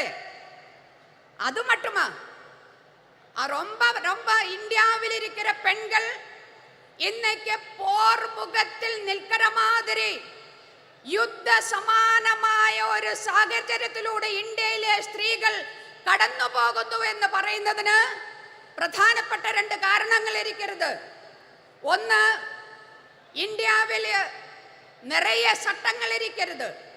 பெண்களை காப்பாற்றுவதற்காக, பெண்களுடைய உரிமையை உறப்பு கொடுக்கிறதுக்காக, பெண்களை எல்லா விதமான கொடூரங்களிலும் காப்பாற்றுவதற்கான சட்டங்கள். அது எந்த சட்டமும் சும்மா ஏதாச்சும் இந்த நரேந்திர மோடி கொண்ட இங்க தந்தது கிடையாது. எங்களுக்கு எல்லாமே இந்தியாவிலே பெண்கள் போராடி அவங்களுடைய டெட் பாடி மேலே, அவங்களுடைய ரத்தத்தின் மேலே நின்னுதான் நிறைய சட்டங்கள் இந்தியாவினுடைய பாராளுமன்றம் பாஸ் ஆக்கியது. என்ன வருது இன்னைக்கு அந்த சட்டங்கள்? அங்கே குஜராத்தில் பில்கிஸ் பானு, இந்த பில்கிஸ் பானுவிനെ பற்றி ഞാൻ നിങ്ങളോടെല്ലാം சொல்ல வேண்டிய அவசியம் கிடையாது. பில்கிஸ் பானுவினை அவளுடைய குடும்பத்திலே மற்ற பெண்களை கூட்ட பாலியல் பலாத்காரம் பண்ணி அவங்களை கொலை பண்ணிய அந்த கொடும் குற்றவாளிகள் அவங்களில் ஜெயிலில் இருந்தது. இந்தியா 56 ഇഞ്ചുകാരൻ പ്രധാനമന്ത്രിയുടെ தலைமையில் 75 ஆண்டு சுதந்திர தின விழா நம்ம செலிப்ரேட் பண்ணியிருக்கும் போது, இந்தியாவில ஜனங்கள் செலிப்ரேட் பண்ணியிருக்கும் போது, இந்தியாவினுடைய பிரதமர் நரேந்திர மோடி செங்கோட்டையில் இருந்து பேசிட்டு இருக்கும் போது, அதே நேரத்தில் குஜராத்தில் இருந்த அந்த கொடும் குற்றவாளிகளை, ஜெயிலில் இருந்த அந்த குற்றவாளிகளை அப்படியே ஜெயில் துறந்து விட, நீங்கள் எல்லாம் போயிடுங்கோ என்ன சொன்னது? சன்ஸ்காரி பிராமின், அவங்களெல்லாம் பயங்கரமான பிராமின்ஸ், பிராமணை ஜெயிலில் வச்சா கொடும் பாவம், அதனால் அவங்களை விடுவிக்கிறேன் அப்படின்னு சொல்லி பில்கிஸ் பானுவினை, அவளுடைய குடும்பத்தை அழிச்ச, அந்த பெண்களை கற்பழிச்ச அந்த கொடும் குற்றவாளிகளை ஜெயில்னு ஃப்ரீயா விடுறது. அது என்ன அர்த்தம்? அதுக்கு அர்த்தம், அதனுடைய அர்த்தம் என்ன சொன்னா, இந்தியாவில் இருக்கிற அத்தனை சட்டங்களும், பெண்களுக்கான, பெண்களுடைய உரிமைக்கான அத்தனை சட்டங்களும், அதுக்கு எந்த அர்த்தமும் இல்லாத போகிறது. 2014 இருந்து ഞാൻ முடிக்கிறேன். 2014 இருந்த ഇന്ന് വരേക്കും RSSனால் നയിക്കപ്പെടുന്ന ഫാസിസ அரசாங்கம், மத்திய அரசாங்கம், ஒன்றிய அரசாங்கம், அது பெண்களை ஏமாற்றித்தான் இன்னைக்கு ஆட்சியில் அமர்ந்திருக்கிறது. என்ன சொன்னான்னு எனக்கு முன்னாடி இங்க பேசியது, பேட்டி பச்சாவோ பேட்டி படாவோ அதெல்லாம் நான் சொல்றதில்ல. இப்ப என்ன கடைசியில பெண்களுக்கு இடஒதுக்கீடு சட்டம் பாஸ் பண்ணி இருக்கிறது. இந்த பேப்பர்ல சக்கரை எழுதி வைக்கிறது, சக்கரை, அப்புறம் கட்டன் சாயை எடுத்து நான் குடிக்கிறது.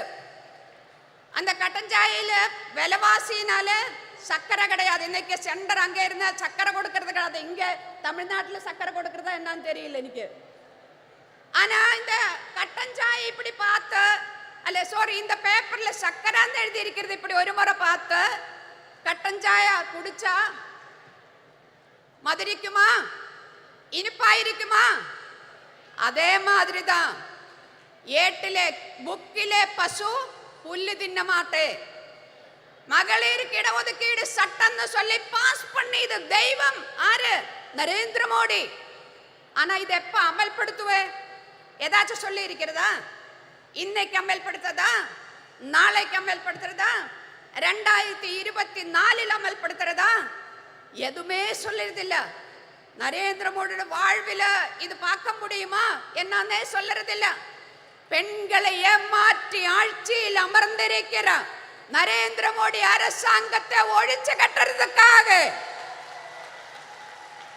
கலைஞரில் இருந்த இந்த நாட்டில் பெண்களுக்கான யார் என்ன உரிமைகள் வாங்கி தந்ததோ அத்தனை உரிமைகளையும் காப்பாற்றுவதற்காக இந்தியாவினுடைய அரசியல் சாசன சட்டத்தை, இந்தியாவினுடைய ஜனநாயகத்தை, இந்தியாவினுடைய மத சார்பன்மையை காப்பாற்றுவதற்காக நாம் எல்லோரும் இப்படி எந்த ஜாதி எந்த மதம் என்று தெரியாம அது பார்க்காம நம்ம எல்லோரும் இப்படி அமர்ந்திருக்கிறது. அந்த மாதிரி நாளைக்கும் நமக்கு எல்லோருக்கும் சேர்ந்து அமர்ந்திருக்கிறதுக்காக, இந்தியை காப்பாற்றுவதற்காக, நம்மளை நாமே காப்பாற்றுவதற்காக இந்த மாநாடு நரேந்திர மோடி ஆட்சியினுடைய முற்றுப்புள்ளி வைக்கிறையா மாநாடா மாற வேண்டதா இருக்குன்னு சொல்லி விடைபெறுகிறேன். நன்றி, வணக்கம். இன்குலாப் சிந்தாபாத். சிறப்புரையாற்றியமைக்கு நன்றி அம்மா. தேர்ந்த அரசியல்வாதியும் ஒப்பற்ற போராளியுமான தேசியவாத காங்கிரஸ் கட்சியின் செயல் தலைவர் நாடாளுமன்ற உறுப்பினர் திருமிகு சுப்ரியா சூலே அவர்களை சிறப்புரையாற்ற அன்புடன் அழைக்கிறோம்.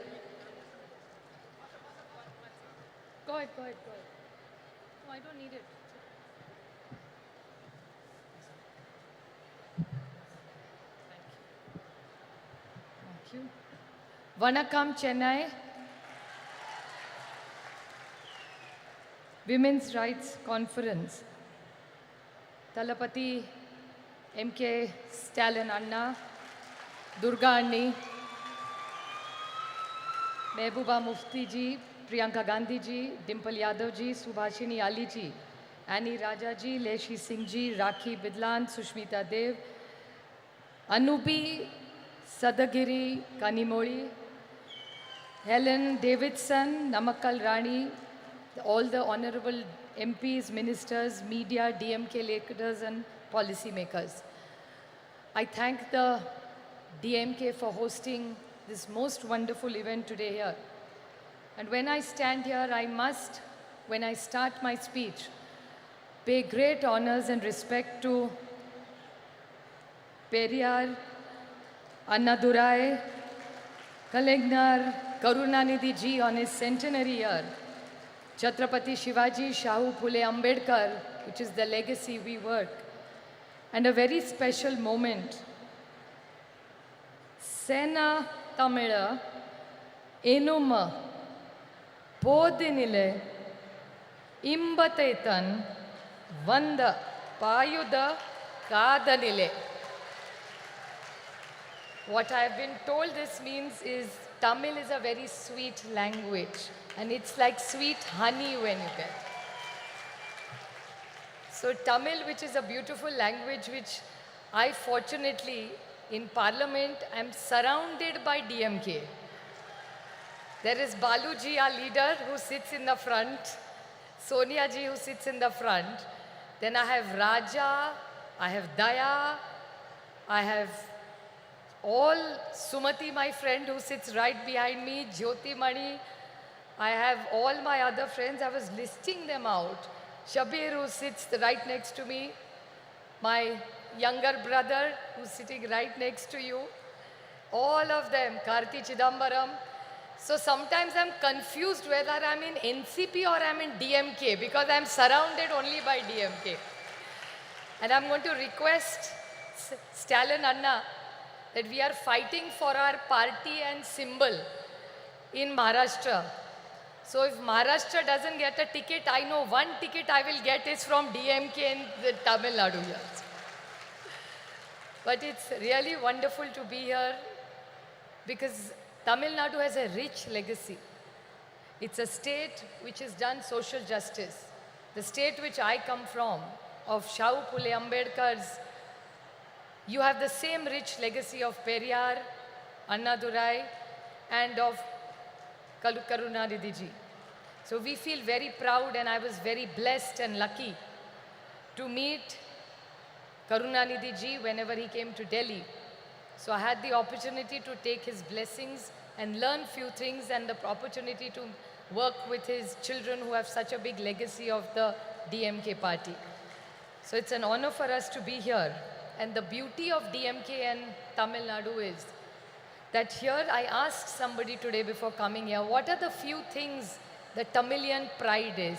They said our pride is of social justice. We are proud of our language. There is no caste, no religion. It's only our language which fills us together. And I would like to tell Talapati Stalin Anna one thing. That's one thing that the entire DMK in India's parliament stands for is their proud Tamil legacy that they're proud of. Whatever issues are raised, always Honorable Balaji is always leading, be it the MBBS exam, he's always first leading and fighting with the BJP. He's always fighting, no forcing Hindi on us. We are proud Tamilians, we like our language. Hindi is welcome, English is welcome, but you cannot take the Tamil away from the Tamilians. So I think it's a very proud community with a rich legacy. And there is one most big contribution which you all have done, which Kalingar has done is they have not only taken Tamil language ahead, but even the technical words in schools used were started by Kalingar. So there are technical language. So you have really brought it down to the basics. So you all are really proud of your language. And it's so wonderful to see that there is no caste, no religion. It's only what unites Tamil Nadu is the love for their language. So the way you are proud Tamilians, I am a proud Maharashtrian who has a lot of pride. And right now the way the invasion from Delhi, that I call Adrushya Shakti, means it's an invisible power of Delhi which is attacking the cooperative federalism of this country. The way Tamil Nadu is fighting, so are we fighting in Maharashtra, and unitedly Tamil Nadu and Maharashtra will make sure that nobody will go against our cooperative federalism and take away our rights from us. I would like to quote Kanimozhi ji has orchestrated this most beautiful evening and a special session for all of us. But she is lucky to have the complete great legacy since 1929 in Chengapolpet. There was Periyar who did the first women's conference of self-respect conference, which Periyar started and I think led this entire country. And I would like to compliment Talapati Stalin Anna for this most wonderful thing which his father did. And I think it's wonderful that the son takes the legacy of the Samavat Puranam, which every woman who left together. And not did she just live together, the house is not in the husband's name, the house is in the woman and the wife's name. So I really compliment this for this wonderful work that they have done. And this conference is about women. I don't look at myself as a woman MP. I'm a member of parliament. But I would definitely like to put something on record which actually I would not like to call my friend Kanimozhi a victim. But this time when the speeches started about the women's reservation bill, Kanimozhi, which actually means sweet language, and she's exactly sweet language. So when Kanimozhi stood up to give her speech in parliament, she stood up and the bullies of the Bharatiya Janata Party who claim they want to wish women, before Kanimozhi started her speech, started heckling her. And I must say the entire DMK team with the entire NCP, we fought. They are 300, we are only 100. But I'm sure Sumati, Baluji, Daya, Raja, all of us who were there, Kadir, you were there, we all shot those 300 BJP men down because we felt that Kanimozhi was fighting for the rights of every woman of the state. And she, in a most articulate way, put up the points of the DMK. So I really congratulate her for all the efforts that she has done. Well, Tamil Nadu and Maharashtra have a deep relationship. For me personally, Tamil Nadu is very, very special. For the reason that my youngest sister Ashwini is married to a Tamilian boy and they live in here. Karthikeyan, my brother-in-law, is born in a place called Erode. And she's more Tamilian than most Tamilians. She has the most beautiful thali that she wears. And all the women in our family now started wearing thali because of my sister who's married in Chennai. So we have a deep connection of architecture, food, saris, textile, jewelry, music, dance. So I think the rich heritage of Tamil has come to Maharashtra and we feel closer to Tamil Nadu because our daughter has been given here and she's so well treated by Tamilians. So I'm eternally grateful for Tamil Nadu to accept my Maharashtrian daughter here and teach her all the good things that the Tamilians and make her a richer and a nicer person being here. She was quite nice when she was with us, but she's become a better person after she's moved here. So we are eternally grateful to you for looking after my sister. And it's really interesting that how languages bring us together. There are two common things between Maharashtra and Tamil. You have la, you have la, and you have la. We have only la and you have la. It's like Malai is mountain, Palli is school, and Kanimozhi is sweet language. So it's la, la, and modi. So these are all interesting things that bring us all together. And we all who are on the dais today are committed to giving every woman her dignity, and that's why we are all here from various parts of the nation. We all work together, and the India project that has been started, we are committed to giving a fair and a just leadership and governance which India deserves. So we are committed, and I thank Thalapathy Stalin Anda for all the efforts that he makes. He comes for every India meeting. The first leader to come to the meeting is Baluji and Anna. Most punctual, most eager. Sometimes people are talking in Hindi. They have no clue what is going on, but Anna and Baluji are very meticulously hearing the meeting. In the middle, they will ask me, what are they saying? Then now we keep a translator for them, but they are so meticulously working, most punctual, most disciplined in every India meeting. So every time we meet Anna and Baluji, we always learn something from me. So I'm eternally grateful to the entire DMK team for putting up this most wonderful meeting and hosting us with so much love.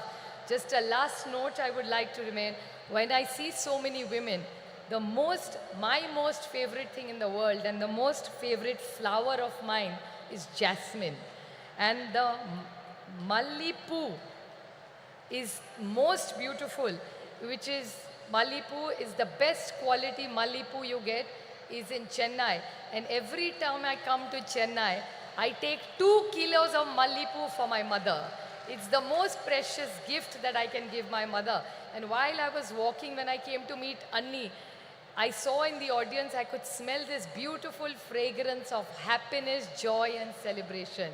The whole power of this positive energy of the women of Chennai. I'm eternally grateful for us to be here together, to celebrate life, to celebrate freedom, to celebrate joy, to bring it, because I think women have a huge power behind, and it's not about genders. I think the great teamwork that we have done, and like Kanimoli always says in Parliament, don't put us on a pedestal and glorify us as women. We are gender equal, we are as equal as the men. We don't want glorification. We only want equal rights, which we have deserved. And I think with the legacy of Periyar, Anna and Kalingar, I think Tamil Nadu leads the way to all of us for a better India. Thank you very much. சிறப்புரைக்கு மனமார்ந்த நன்றி. அரை நூற்றாண்டிற்கு மேலான பொதுவாழ்வில் ஒடுக்கப்பட்ட மக்களின் உரிமை குரலாய் ஒலித்துக் கொண்டிருக்கும் முன்னாள் நாடாளுமன்ற உறுப்பினராகவும் மார்க்சிஸ்ட் கம்யூனிஸ்ட் கட்சியின் இந்நாள் பொலிட் பீரோ உறுப்பினராகவும் திகழும் திருமிகு சுபாஷினி அலி அவர்களை சிறப்புரையாற்ற அன்புடன் அழைக்கிறோம்.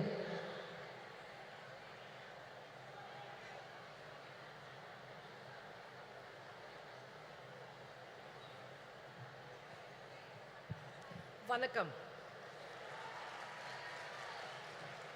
Honorable Chief Minister Stalin Anna and my dear younger sister Kanimori, all the women leaders of India who are on the stage, Mehbooba ji, a woman Chief Minister of Jammu and Kashmir, we should really pay our respects to her, Priyanka ji, Supriya Sule ji, Dimple Yadav, Annie Raja, Leshi Singh, very, very outspoken Rakhi ji, Sushmita Dev ji,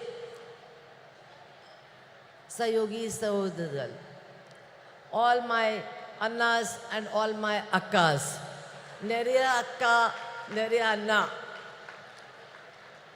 I very proud to be here today on a very, very important occasion.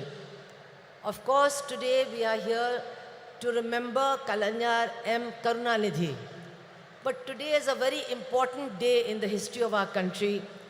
14th October is the day that Dr. Baba Saheb Ambedkar, to escape the tyranny of the caste system and Manusmriti, converted to Buddhism. Today is the day of his conversion. So I think that it's a very appropriate occasion for this meeting. Today we are honoring the life and struggles of Sri Karunanidhi, who was a crusader for social and cultural change before he even entered the arena of electoral politics. And even before independence, Tamil Nadu was home to the self-respect movement, to the Justice Party, which in those days challenged the unjust Varnashram Dharma system based on Manusmriti. And Periyar, of course, the great Periyar, was the leader of that movement. But while he spoke about social justice, Periyar never forgot to speak about women. He talked about the slavery of women, and he demanded that women should get equality, not only in property, but also inside the home and inside society also. And that was the struggle started in Tamil Nadu. Periyar was a leader of that struggle, and I'm very proud to say that Comrade Ramamurthy, Comrade P. Ramamurthy, was also one of the leaders of that struggle. That is the struggle from which Karunanidhi ji emerged. He was a writer, he was a poet, he was a script writer, he was a great journalist, he was a great orator. And after 1965, when the big anti-Hindi agitation took place in Chennai, and I was a witness to that because I was a student in Chennai, and I'm happy to tell you, I was the only Hindi-speaking person who was also supporting that movement in Tamil Nadu. And it was that movement which changed the politics of Tamil Nadu. And the DMK, people like the Karunanidhi ji, they won not only the hearts and minds of the Tamil people, but also their votes. And very soon he became Chief Minister of Tamil Nadu, and he tried to translate the principles of the movement to which he belonged into government policy, which is not easy. He ensured equal property rights for women. He gave women in Tamil Nadu access to education, to jobs, and also to nutrition. Women are the most hungry people in our country, and hungry people cannot function. Today, India is 111 on the hunger list of our country in the reign of Narendra Modi. But governments like Tamil Nadu, left government of Kerala have done a great service by trying to ensure that not a single woman and not a single child goes to sleep hungry. Their nutritional needs are taken care of. This is a great achievement. I would like to say that Karunanidhi ji, apart from the policies of his government, was always committed to social justice. He promoted self-respect marriages. He promoted rationalism, scientific thinking, and was constantly emphasizing that we must get rid of superstition and adopt scientific thinking. So many achievements are there. But I would like to say that we have to remember that social justice, gender justice, and economic justice are all intertwined with each other. One cannot be weakened if another one is promoted. All these battles have to be fought together, and only then will we be able to change our society. We have not yet succeeded in doing that.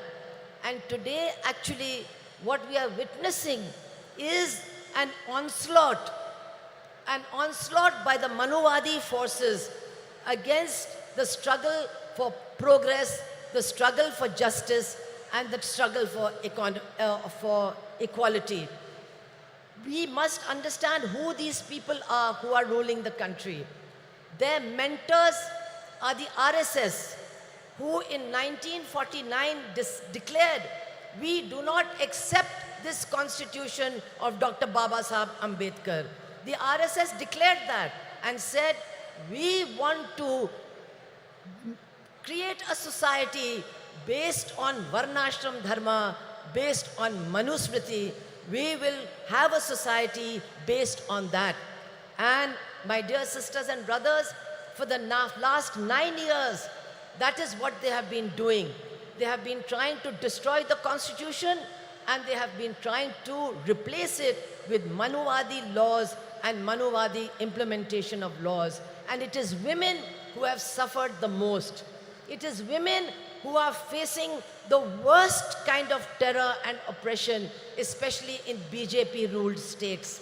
What is happening there, I cannot even describe to you. In Uttar Pradesh alone, in 8 months, there have been 2,000 rapes and 2,000 murders. This is a record in India, in the biggest state ruled by the BJP. And they are trying to change many things they have done. But a very dangerous thing that they are doing is they are trying to introduce a Manuvadi system of delivery of justice. What they are doing is that now the punishment will depend on the religion and the caste of the criminal and the religion and the caste of the victim.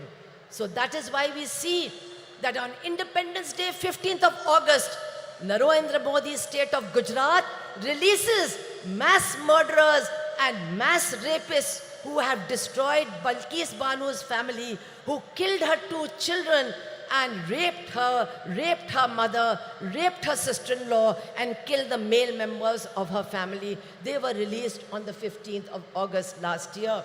We have seen that in Hathras in Uttar Pradesh, a Dalit girl who was gang raped, she was said to be a liar. The chief minister said she was a liar. When she died, her body was taken away by the police and burnt in the middle of the night. And the 4 people who were arrested, 3 of them have been released because they belong to the same caste as the chief minister of Uttar Pradesh, and the judge says there was no rape. We are seeing that a wrestler, the chief of the Wrestling Federation, who has been accused by the Delhi police of being a continuous sexual offender, he is sitting in that new building of parliament, and the BJP party, the government, is not ready to take any action against him in spite of the struggle of the women wrestlers. We are seeing that after what happened in Manipur, which we have never seen in our country, that women were handed over by the police to a mob. They were stripped, they were gang raped, and our Chief Minister of Manipur and the Prime Minister of India, who are running a double-engine government, they did not have one word to say about the women and their suffering. And now after 5 months, those women are still crying for justice. Nobody is there to listen to them. This is what is happening in our country as far as women are concerned. And now, to try and get the women's votes, what does the BJP do? They pass the Women's Reservation Bill. It is now an act. But how do they pass it? Just like they give free gas cylinders. They give you 3 free gas cylinders, and then they say, now you go and buy one for 1,200 rupees. This is how they implement their policies. So, Women's Reservation Act has come. But when will it be implemented? Nobody knows. Teriyada. Araka teriyada. Nobody knows. When is this Women's Reservation Act going to come? 24? Illa. 29? Illa. After that, no. I want to tell you, brothers and sisters of Tamil Nadu, to get the Women's Reservation Act implemented, you have to throw out this BJP government, otherwise it will never be implemented. And now, I want to say in the end, that change is coming.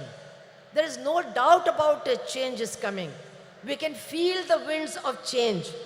And once again, not the BJP agenda, but the agenda of social justice, economic justice, gender justice, they are emerging to occupy center stage in this battle against the BJP. And here, the alternative policies of the left front government in Kerala, the strong Dravidian movement of Tamil Nadu, they are giving strength and inspiration to this movement so that we can all combine and defeat the BJP.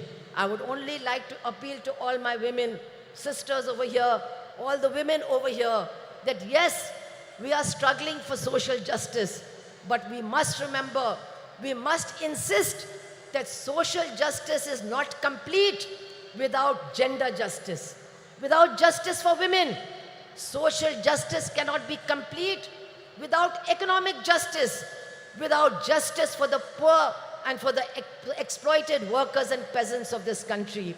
The whole battle has to be fought together. Only then can we change the face of India. And definitely, Karunanidhi ji's memories will inspire us in this struggle. I want to end by saying, many of you remember that Karunanidhi ji was not only a poet and an administrator, he was also a great journalist. How can you forget his fiery articles in Murasoli, which created a storm in the state of Tamil Nadu? He was a great journalist. If he had been alive today, he would be very sad.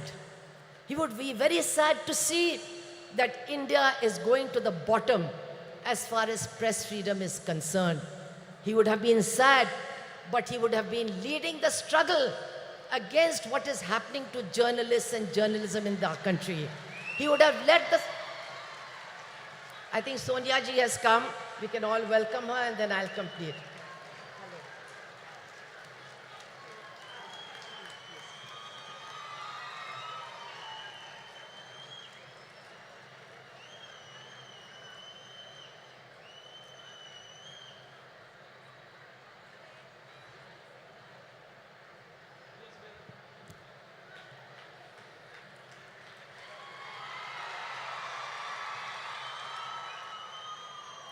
So as I said, I am going to conclude by remembering Karunanidhi ji as a journalist, his articles in Murasoli, and today he would have been very sad to see the lack of freedom of the press, to see the condition of the media, and to see the way in which media persons are being attacked.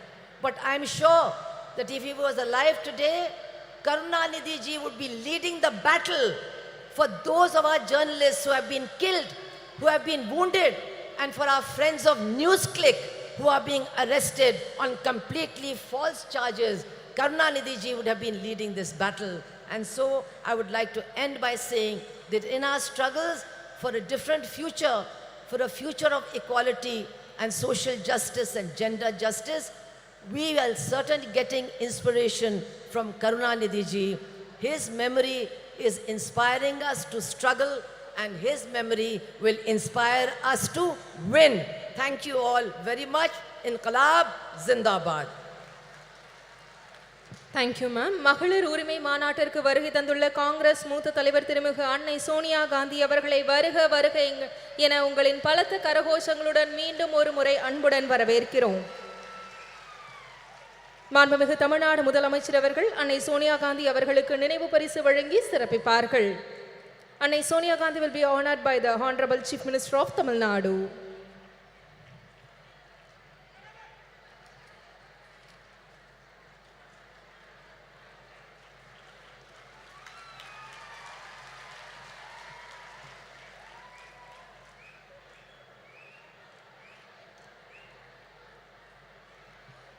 திராவிட இயக்க பாதையில் விளிம்புநிலை மக்களுக்காக சமரசமின்றி பணியாற்றி வரும் திராவிட முன்னேற்ற கழகத்தின் துணை பொதுச் செயலாளர் நாடாளுமன்ற உறுப்பினர் திருமிகு கனிமொழி கருணாநிதி அவர்களை உரையாற்ற அன்புடன் அழைக்கிறோம்.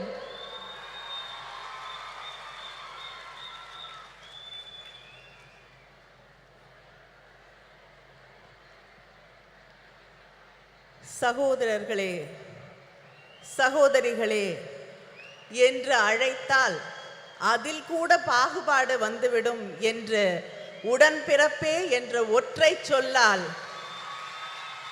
அந்த மந்திர சொல்லால் நம்மையெல்லாம் கட்டி போட்டு வைத்திருந்த தலைவர் கலைஞர் அவர்களுடைய நூற்றாண்டிலே தேசிய அளவிலான மகளிர் உரிமை மாநாட்டை நடத்தும் வாய்ப்பினை எனக்கும் மகளிர் அணி அவர்களுக்கும் அளித்து அது வெற்றி பெறுவதற்கு முழு முதல் காரணமாக இருக்கக்கூடிய நம்முடைய முதலமைச்சர் கழகத்தின் தலைவர் அண்ணன் தளபதி அவர்களே, a leader who stands with the oppressed, the downtrodden, marginalized, a beacon of strength and dignity and hope, Madam Sonia Gandhi. தலைவர் கலைஞர் அவர்கள் தியாக திருவிளக்கு என்று அன்போடு அழைத்த அன்னை அம்மையார் சோனியா காந்தி அவர்களே, இந்த நிகழ்ச்சி வெற்றி பெறுவதற்கான வாழ்த்துக்களோடு அமர்ந்திருக்கக்கூடிய கழகத்தின் பொதுச் செயலாளர் அவர்களே, பொருளாளர் அவர்களே, கூட்டணி இயக்கங்களை சார்ந்த தலைவர்களே, ஜம்மு காஷ்மீருடைய முன்னாள் முதலமைச்சர் மரியாதைக்கும் அன்பிற்கும் உரிய அம்மையார் மெஹபூபா முஃப்தி அவர்களே, முதலாக தமிழ்நாட்டு மேடையிலே தமிழ் மக்களோடு உரையாட வந்திருக்கக்கூடிய அடித்து தட்டு மக்களுடைய தோழி பிரியங்கா காந்தி அவர்களே,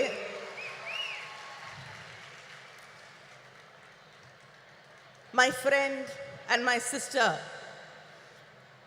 நாடாளுமன்றத்திலே எல்லோருடைய மரியாதையும் அன்பையும் பெற்றிருக்கக்கூடிய போராளி சுப்ரியா சூலே அவர்களே,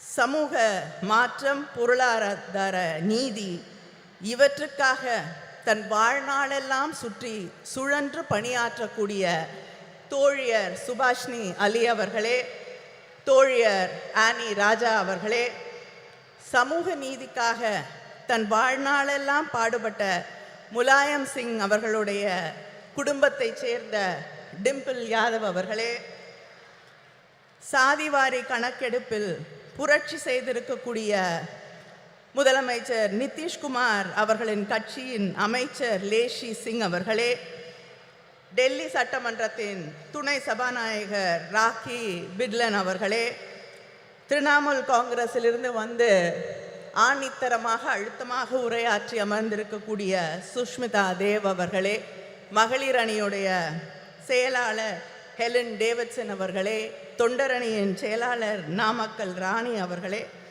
இந்த நிகழ்ச்சியிலே கலந்து கொண்டிருக்கக்கூடிய அமைச்சர் பெருமக்களே, மாவட்ட கழகத்தின் செயலாளர்களே, இந்த கூட்டம் இவ்வளவு வெற்றிகரமாக நடைபெறுவதற்கு அத்தனை உதவிகளையும் செய்து இந்த கூட்ட ஏற்பாடுகளை எல்லாம் முன்னின்று நடத்தி தந்திருக்கக்கூடிய அமைச்சர் மா சுப்பிரமணியம் அவர்களே, அமைச்சர் தாமு அன்பரசன் அவர்களே, இந்த நிகழ்ச்சியிலே லேட்டாக வந்தாலும் லேட்டஸ்டாக வந்து கலந்து கொண்டிருக்கக்கூடிய இளைஞரணியின் செயலாளர்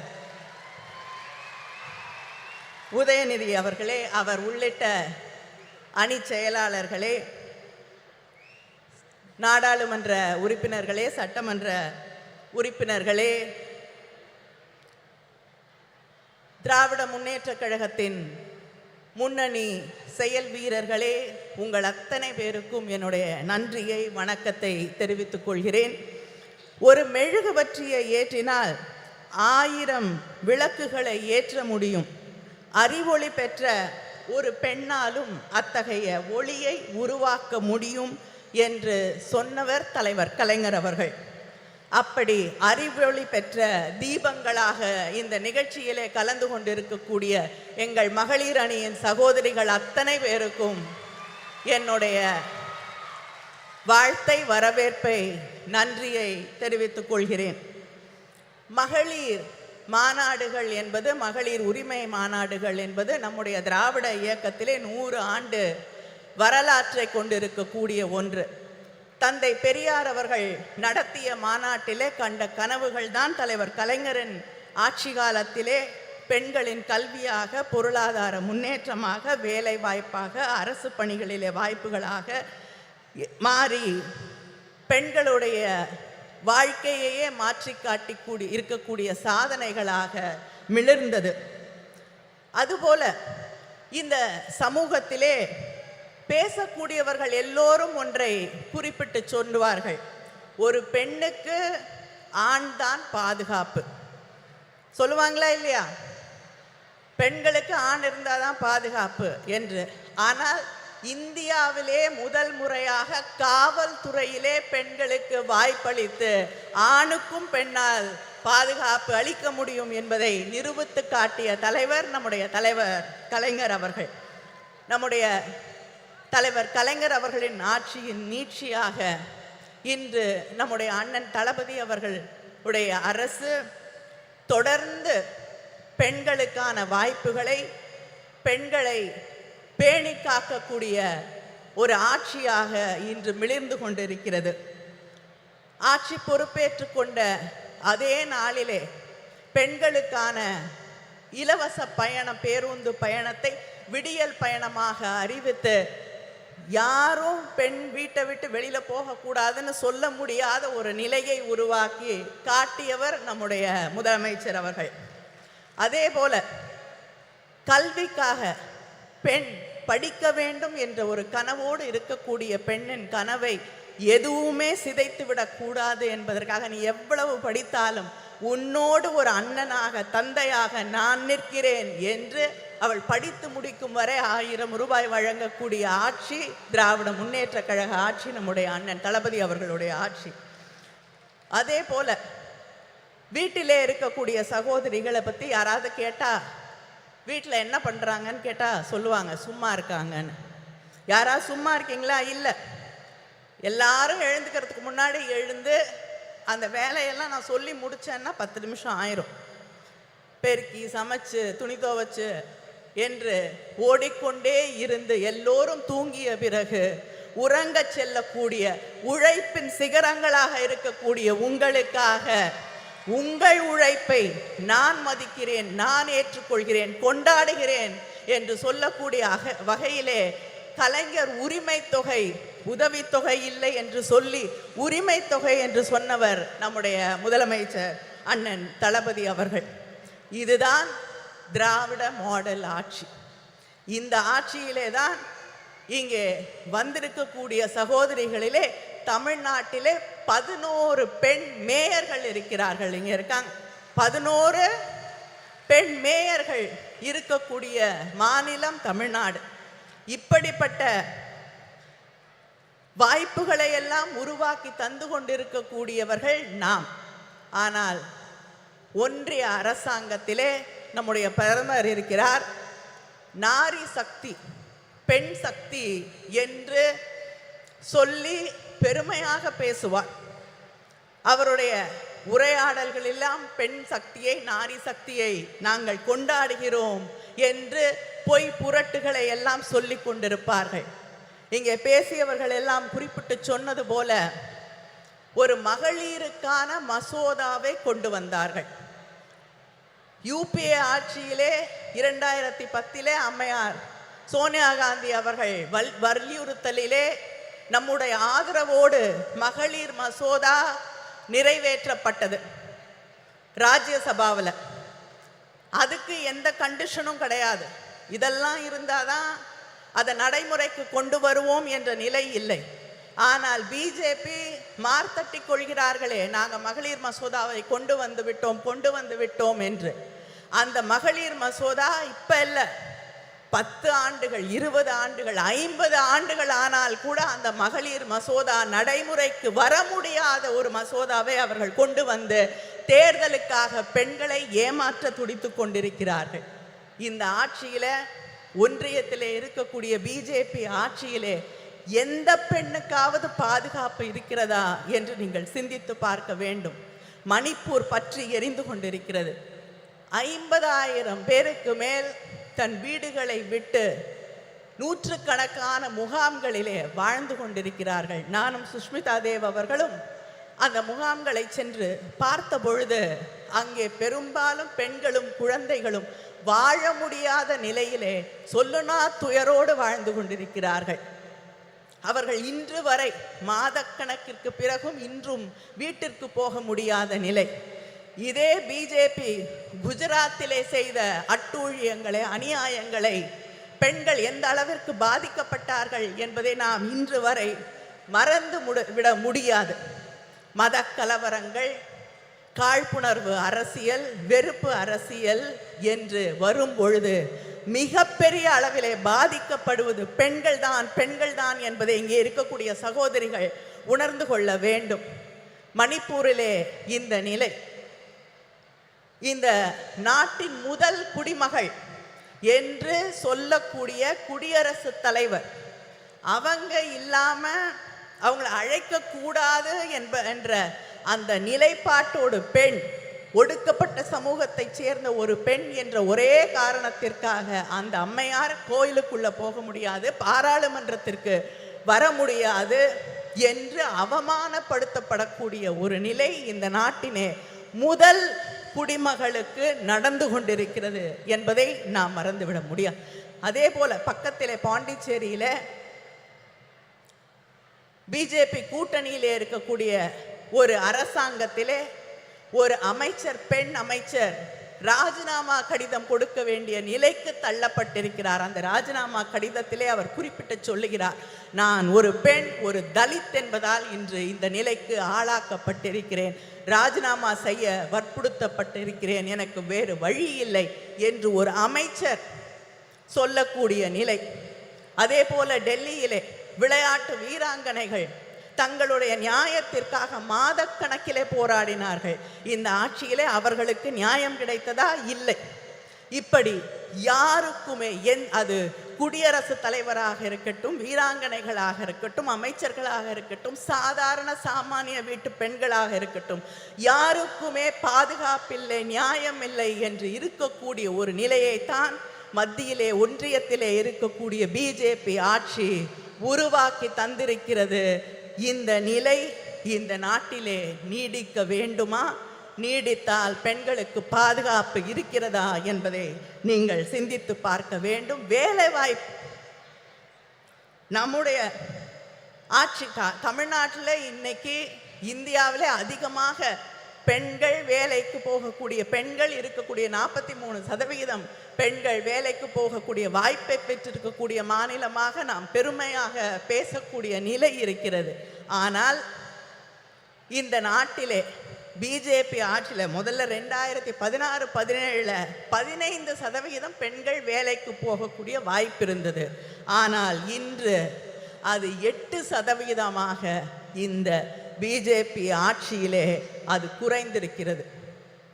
கல்வி இல்லை, எதிர்காலம் இல்லை, பாதுகாப்பு இல்லை என்ற நிலையைத்தான் இவர்கள் இந்த நாட்டிலே இருக்கக்கூடிய பெண்களுக்காக உருவாக்கி தந்திருக்கிறார்கள் என்பதை நாம் புரிந்து கொள்ள வேண்டும்.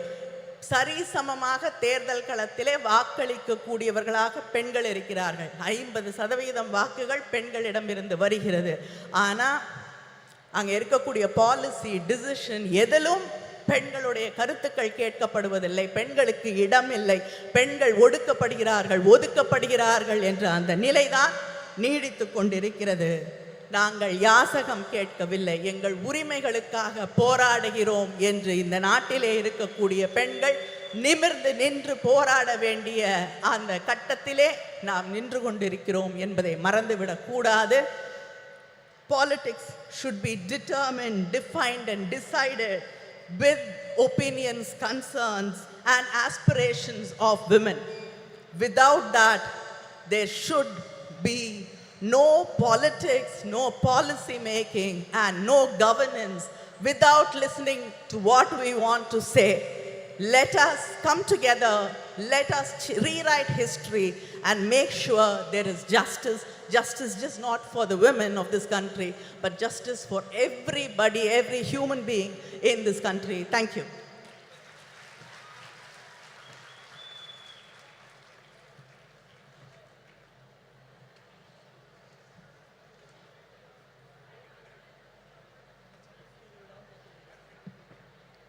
சிறப்புரைக்கு மனமார்ந்த நன்றி.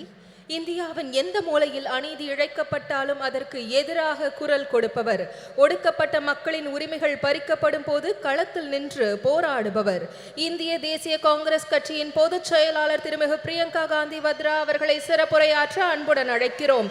முதன்முறையாக தமிழ்நாட்டின் மேடையில் திருமிகு பிரியங்கா காந்தி வத்ரா அவர்கள்.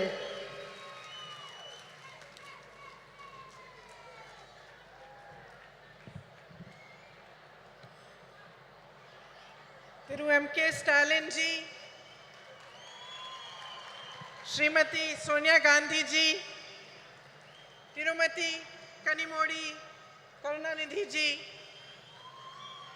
Srimati Mehbooba Mufti ji, Srimati Subhasini Ali ji, Srimati Supriya Sule ji, Srimati Lesi Singh ji, Srimati Annie Raja ji, Srimati Rakhi Bidlan ji, Srimati Dimple Yadav ji, Sushmita Dev ji.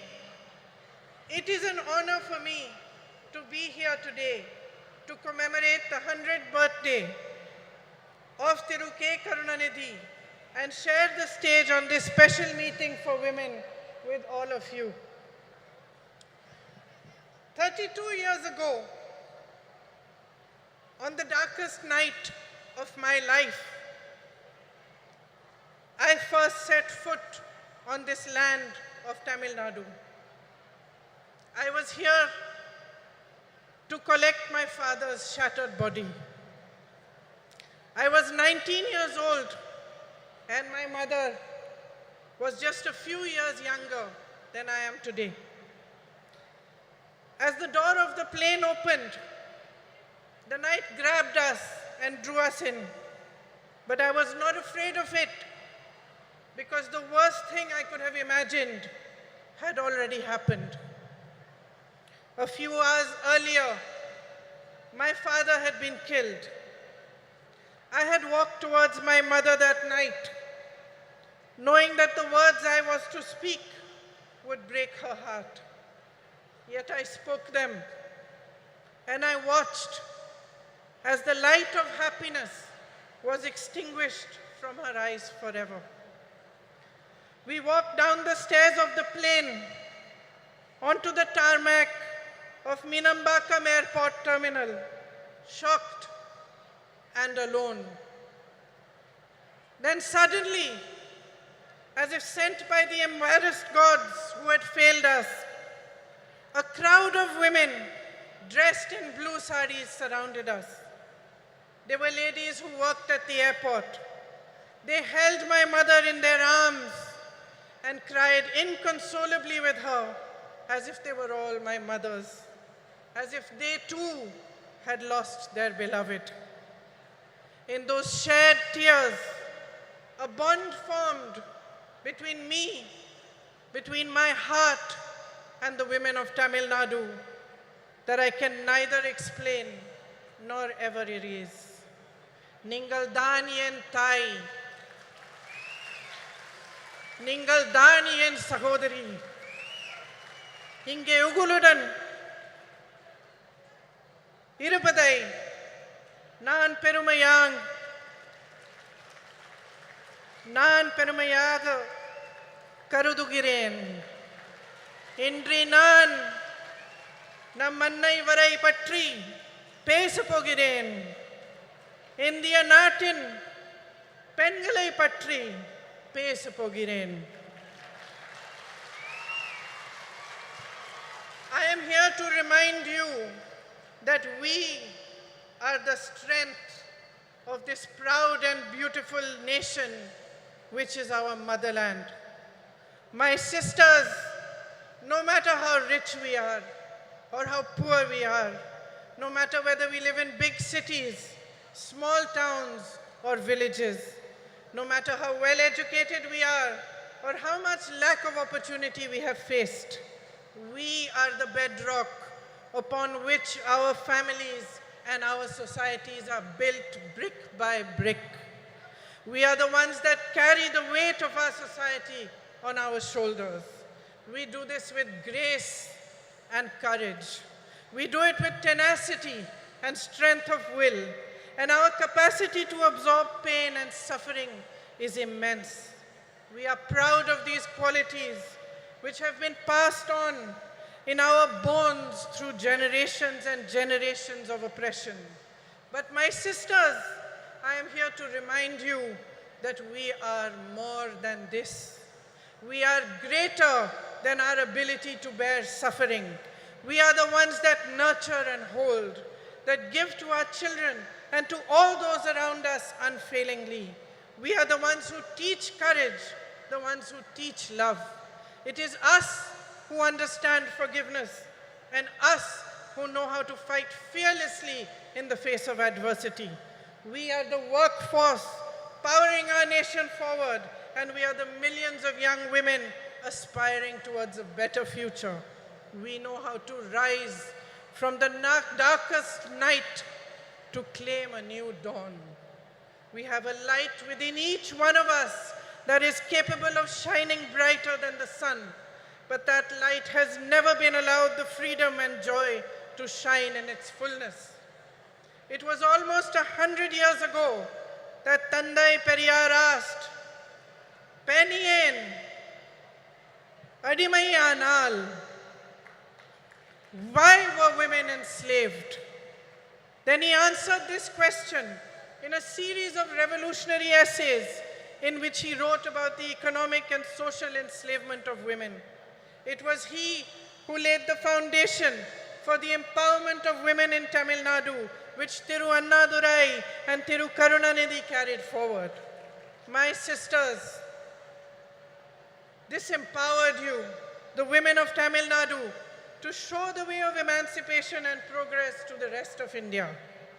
Yet across our nation, beneath the surface of progress, we are still struggling with the harsh reality of an entrenched patriarchy that ensures the systemic oppression of women. In fact, almost a century after Tandai Periyar's essays were published, that same question looms large before us. Penien, Adimayai Irekiral. Why are women still enslaved? And although I do not have the stature, nor the experience, and the wisdom of Tandai Periyar, my answer is this. I am a woman. We have been taught generation after generation after generation to cede our power to others. We have been taught to talk softly. We have been taught to step aside, to be ashamed of honoring our essence, to take care of everyone else before we show compassion towards ourselves. And unfortunately, my sisters, we have learned these lessons only too well. So well that we have continued to pass them down. We have learned to define ourselves through the eyes of the hierarchy that was instilled in us. And by doing so, we have allowed and enabled our own oppression. We ourselves have forgotten that the root of discrimination of any kind, whether it is based on color, creed, caste, or gender, is an inability to honor the truth that equality and personal dignity are neither a privilege nor a gift, but a natural endowment of life. Today, there is much talk about empowerment, as every political party begins to realize that women can become a formidable collective force that shapes our nation's future. But they still look towards us with greed. Greed for votes and the greed to capture our power and use it to keep us down. On your behalf today, my sisters, I demand more. I demand that we own our power. On your behalf, I demand the immediate implementation of the Women's Reservation Bill. We, the women of India, have no more time to waste. It is our right to be counted in the political process. I demand that our worth is valued and respected as a political instrument for our own empowerment. I demand that we put an end to the glorification of our tolerance for injustices which are committed against us day after day after day. I demand the rejection of any system, societal, religious, or political, which thrives on our oppression and forces us to collude with it.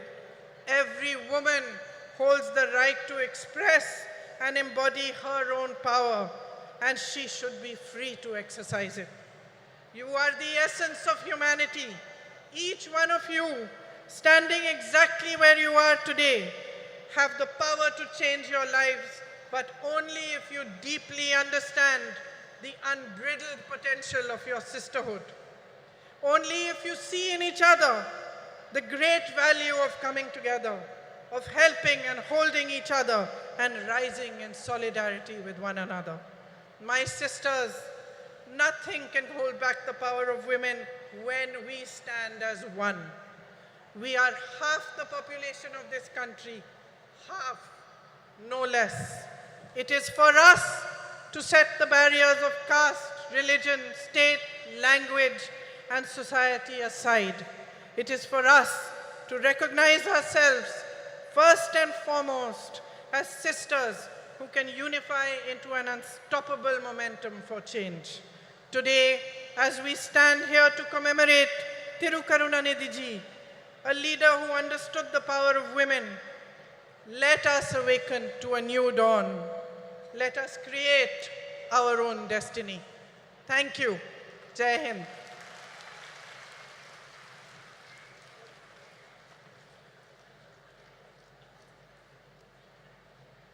முதன்முறையாக தமிழ்நாட்டின் மேடையில் தமிழிலும் இணைந்து சிறப்புரையாற்றியமைக்கு மனமார்ந்த நன்றியினை தெரிவித்துக் கொள்கிறோம்.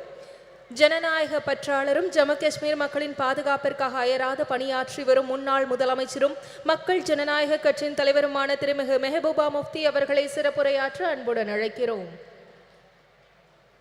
It is great pleasure to extend a warm invitation to Tiramihu Mehbooba Mufti to deliver her special address.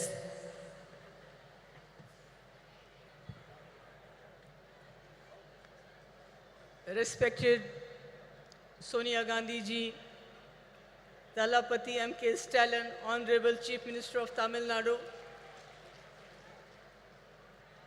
Kanamozi Karunanidhi ji, Priyanka Gandhi ji, Supriya Sole ji, Dimple Yadav ji, Subhasni Ali ji, Annie Raja ji, Miss Lesh Singh ji, Miss Rakhi Bidlan ji, and Miss Sushmita Dev ji, and all my brothers and sisters. I don't know whether I should call Akka and Anna.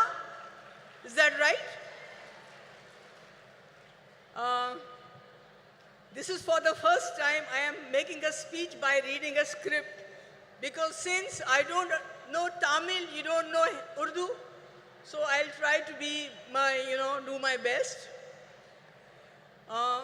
It's an honor for me to attend the 100th birth anniversary of Kalaignar Karunanidhi ji and to speak on a subject that is incredibly close to my heart, not just because I am a woman, but because I have gone through all that a woman has to endure during the life since the time she is born.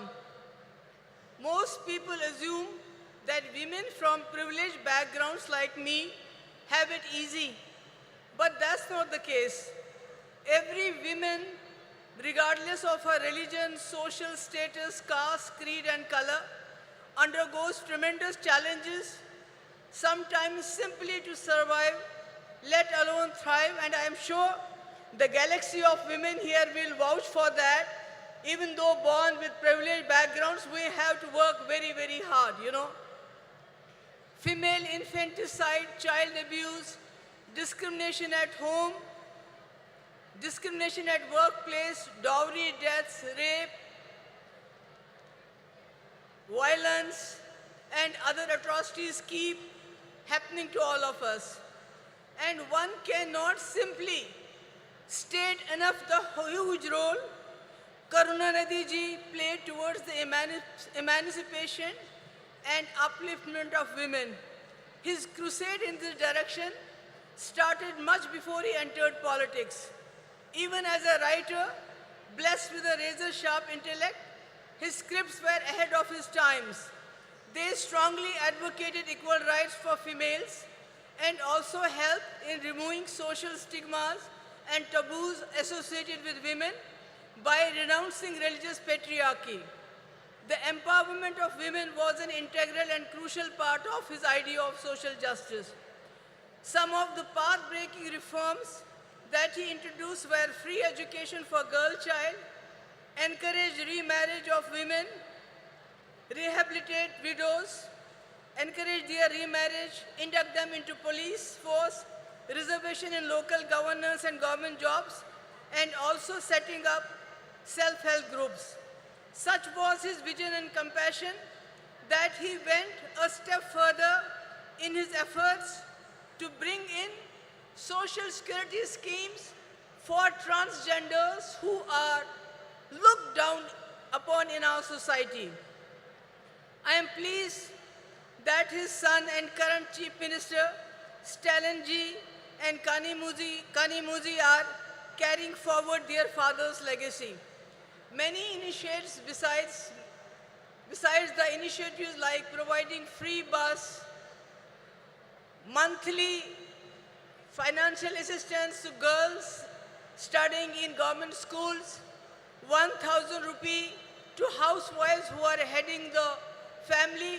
What is really remarkable is his latest decision to certify women priests, 3 women priests. This is something remarkable.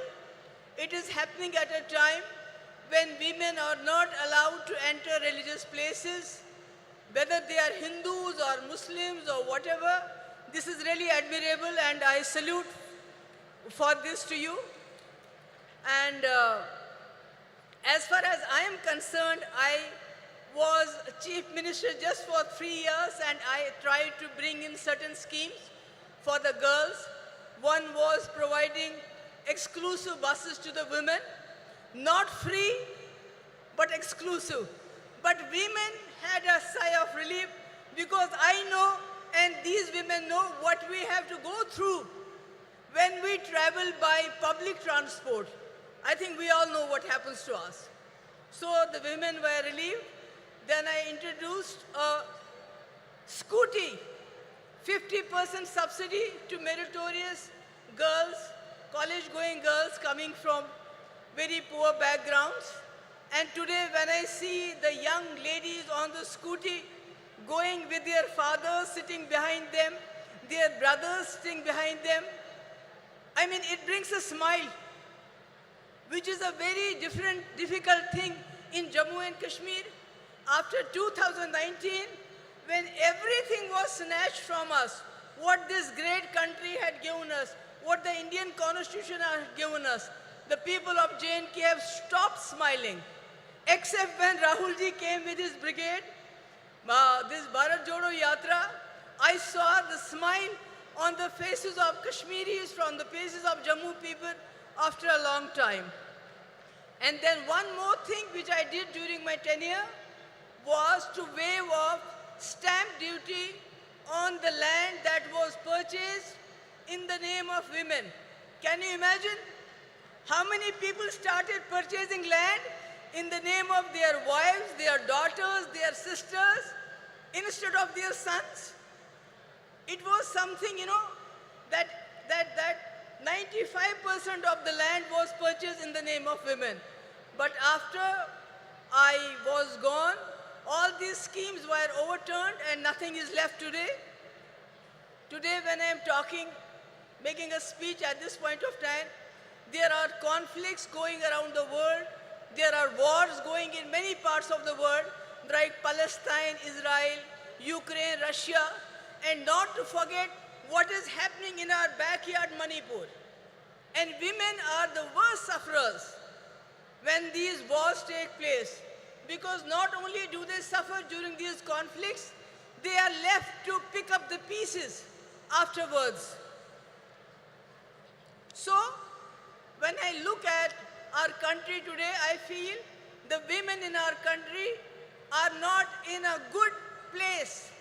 They are suffering because the government and the center, the economy is going down, the inflation is going up, unemployment is going up, everything is breaking the backbone of the housewife who has to make the 2 ends meet. She has to provide for the family.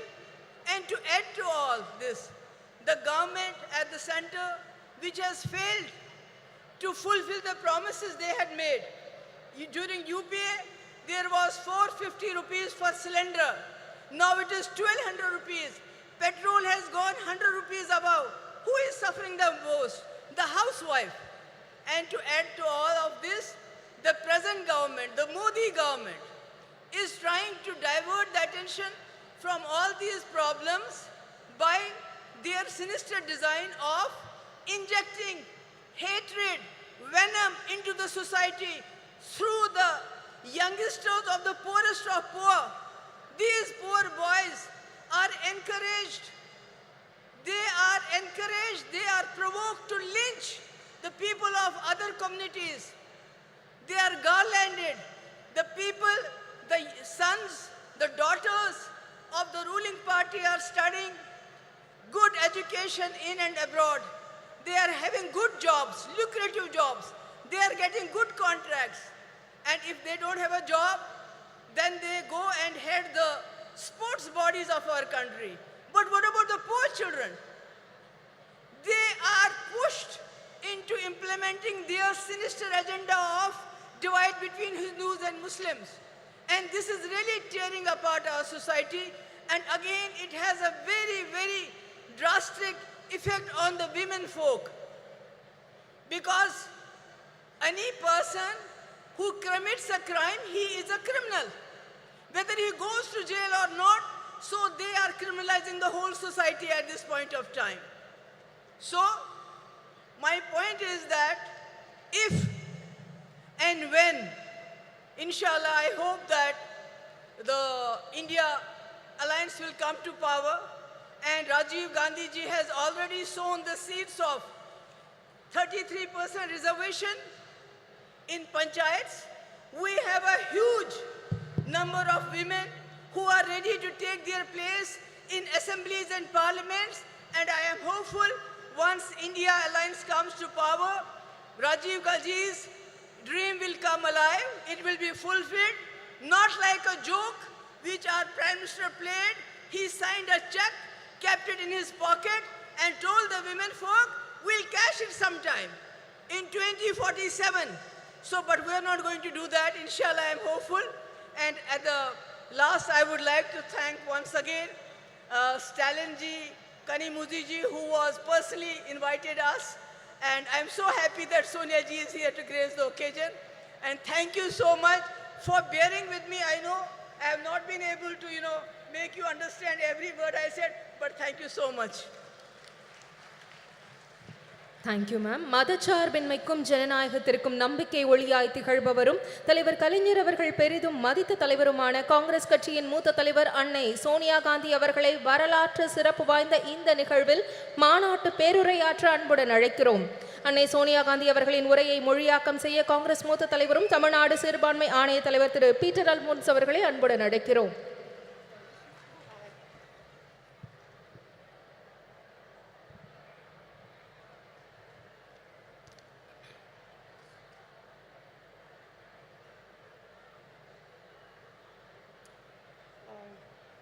I think it's too high, no?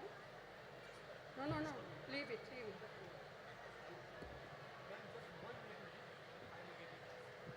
Then it will be too low. Thiru M.K. Stalin ji, Tirumati Kanimori Karunanidhi ji, all women's leader on the dais, Sahodara, Sahodarigale, Vanakkam.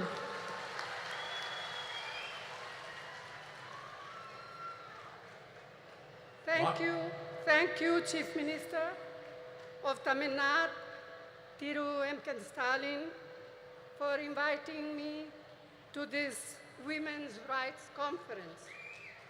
We are assembled here to commemorate the work and memory of the great son of India, Thiru Dr. K. Karunanidhi, lovingly called Kalengya.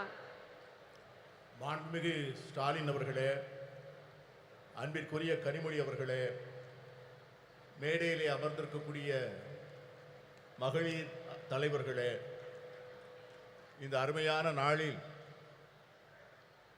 ஒரு மாபெரும் தலைவருடைய 100 ஆண்டு விழாவை முன்னிட்டு நடத்தப்படுகின்ற இந்த மகளிர் உரிமை மாநாட்டிற்கு என்னை அழைத்த முதலமைச்சர் ஸ்டாலின் அவர்களுக்கு என் நெஞ்சார்ந்த நன்றியினை தெரிவித்துக் கொள்கிறேன். A leader of many talents, a writer, a poet, a journalist, a chief minister of many terms, but above all, a leader who believed deeply in the upliftment of the deprived. தன்னுடைய வாழ்க்கை முழுமையும் ஏழை எளிய மக்களுக்காக உழைத்தவரும் இந்திய தாயினுடைய தவப்புதல்வர்களில் ஒருவரும் நம்மால் அன்போடு கலைஞர் என்று அழைக்கப்படக்கூடியவருமான அருமைக்குரிய தலைவர் கலைஞர் அவர்கள் ஒரு பன்முகத்தன்மை கொண்ட ஒரு மாபெரும் தலைவர். ஒரு எழுத்தாளராக, ஒரு பத்திரிகையாளராக, ஒரு முதலமைச்சராக, ஒரு நிர்வாகியாக அவர் ஆற்றிய பணிகள் மகத்தான பணிகள். He believed in equality of all, regardless of faith, caste, language, or region. And ahead of his time, he was a champion of gender equality, which has now become something of a national movement. மாநிலம், மொழி, சாதி, மத நம்பிக்கை இவற்றிற்கெல்லாம் அப்பாற்பட்டு எல்லோரையும் சமத்துவமாக பார்க்கக்கூடிய ஒரு அருமையான தத்துவத்திலே அவர் நம்பிக்கை கொண்டிருந்தார். தன்னுடைய வாழ்நாளின் போது அதிகமாக பேசப்படாத பாலின சமத்துவத்தை அவர் சிந்தித்து அதற்காக போராடுகின்ற ஒரு போராளியாக தன்னை அடையாளப்படுத்தி கொண்டார். இன்று அது ஒரு தேசிய இயக்கமாக கொண்டாடப்படுகின்ற சூழ்நிலை உருவாகி இருக்கிறது.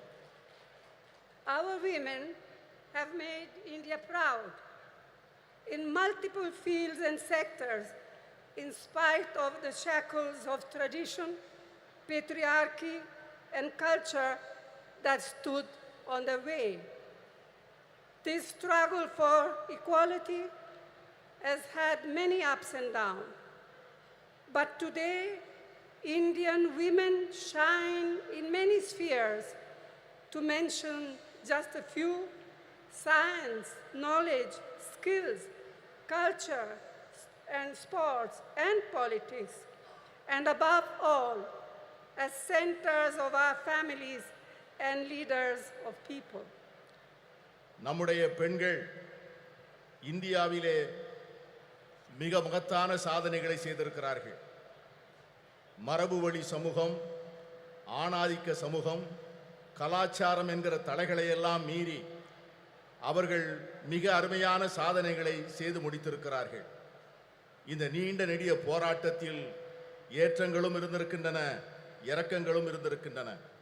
ஆனால் இன்று இந்திய பெண்கள் பல்வேறு துறைகளிலே ஒளிர்கிறார்கள். சிலவற்றை சொல்ல வேண்டும் என்று சொன்னால், விஞ்ஞானத்திலே, அறிவிலே, ஆற்றலிலே, கலாச்சாரத்திலே, விளையாட்டிலே, இவை எல்லாவற்றிற்கும் மேலாக நம்முடைய குடும்பத்தினுடைய மைய பொருளாக, மக்களுடைய தலைவர்களாக அவர்கள் ஆற்றுகின்ற பணி மகத்தானது. இருந்தாலும் கூட இந்த போராட்டம் இன்னும் நீண்ட தூரம் பயணிக்க வேண்டும், இன்னும் பல்வேறு தடைகளை தாண்ட வேண்டும். Yet, we all know this struggle continues, and there are many more frontiers to cross, especially for our disadvantaged sisters.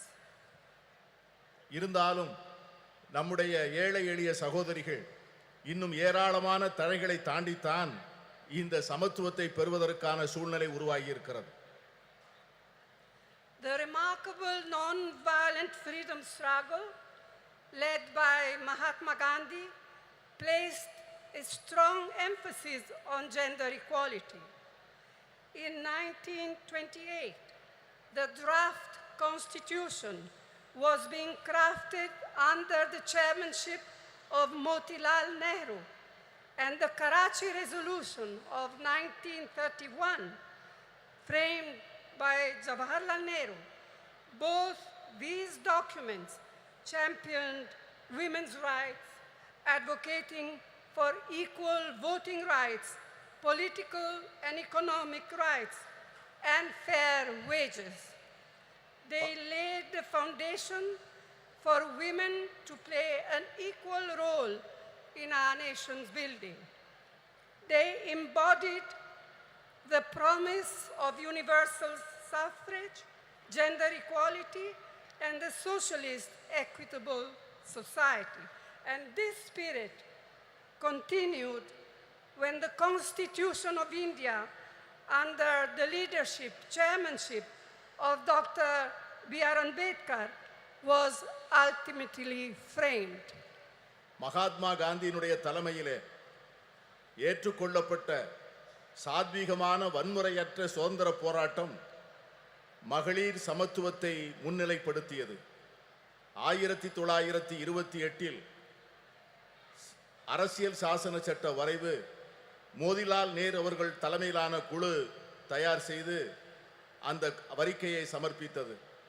அதற்கு பிறகு கராச்சியிலே நடந்த அகில இந்திய காங்கிரஸ் மாநாட்டில் இந்த தேசத்தினுடைய முதல் பிரதமர் ஜவஹர்லால் நேரு அவர்கள் கராச்சி தீர்மானம் என்கிற பெயரிலே வடிவமைக்கப்பட்ட தீர்மானங்கள், இந்த 2 ஆவணங்களும் பெண்களுடைய உரிமைகளை கொண்டாடுவதிலும் அவர்களுக்கு வாக்குரிமை அளிப்பதிலே சமத்துவம் வழங்கப்பட வேண்டும் என்பதையும், பொருளாதாரத்திலும் அரசியலிலும் செயல்பாடுகளிலே அவர்களுக்கு சரியான பங்கு தரப்பட வேண்டும் என்பதையும் வலியுறுத்தியது. இந்த 2 ஆவணங்களும் அந்த அடிப்படையில் தான் நம்முடைய பெண்கள் ஒரு மிகப்பெரிய ஒரு சமூக மாற்றத்திற்கான முன்னெடுப்பை நோக்கி பார்க்க ஆரம்பித்தார்கள்.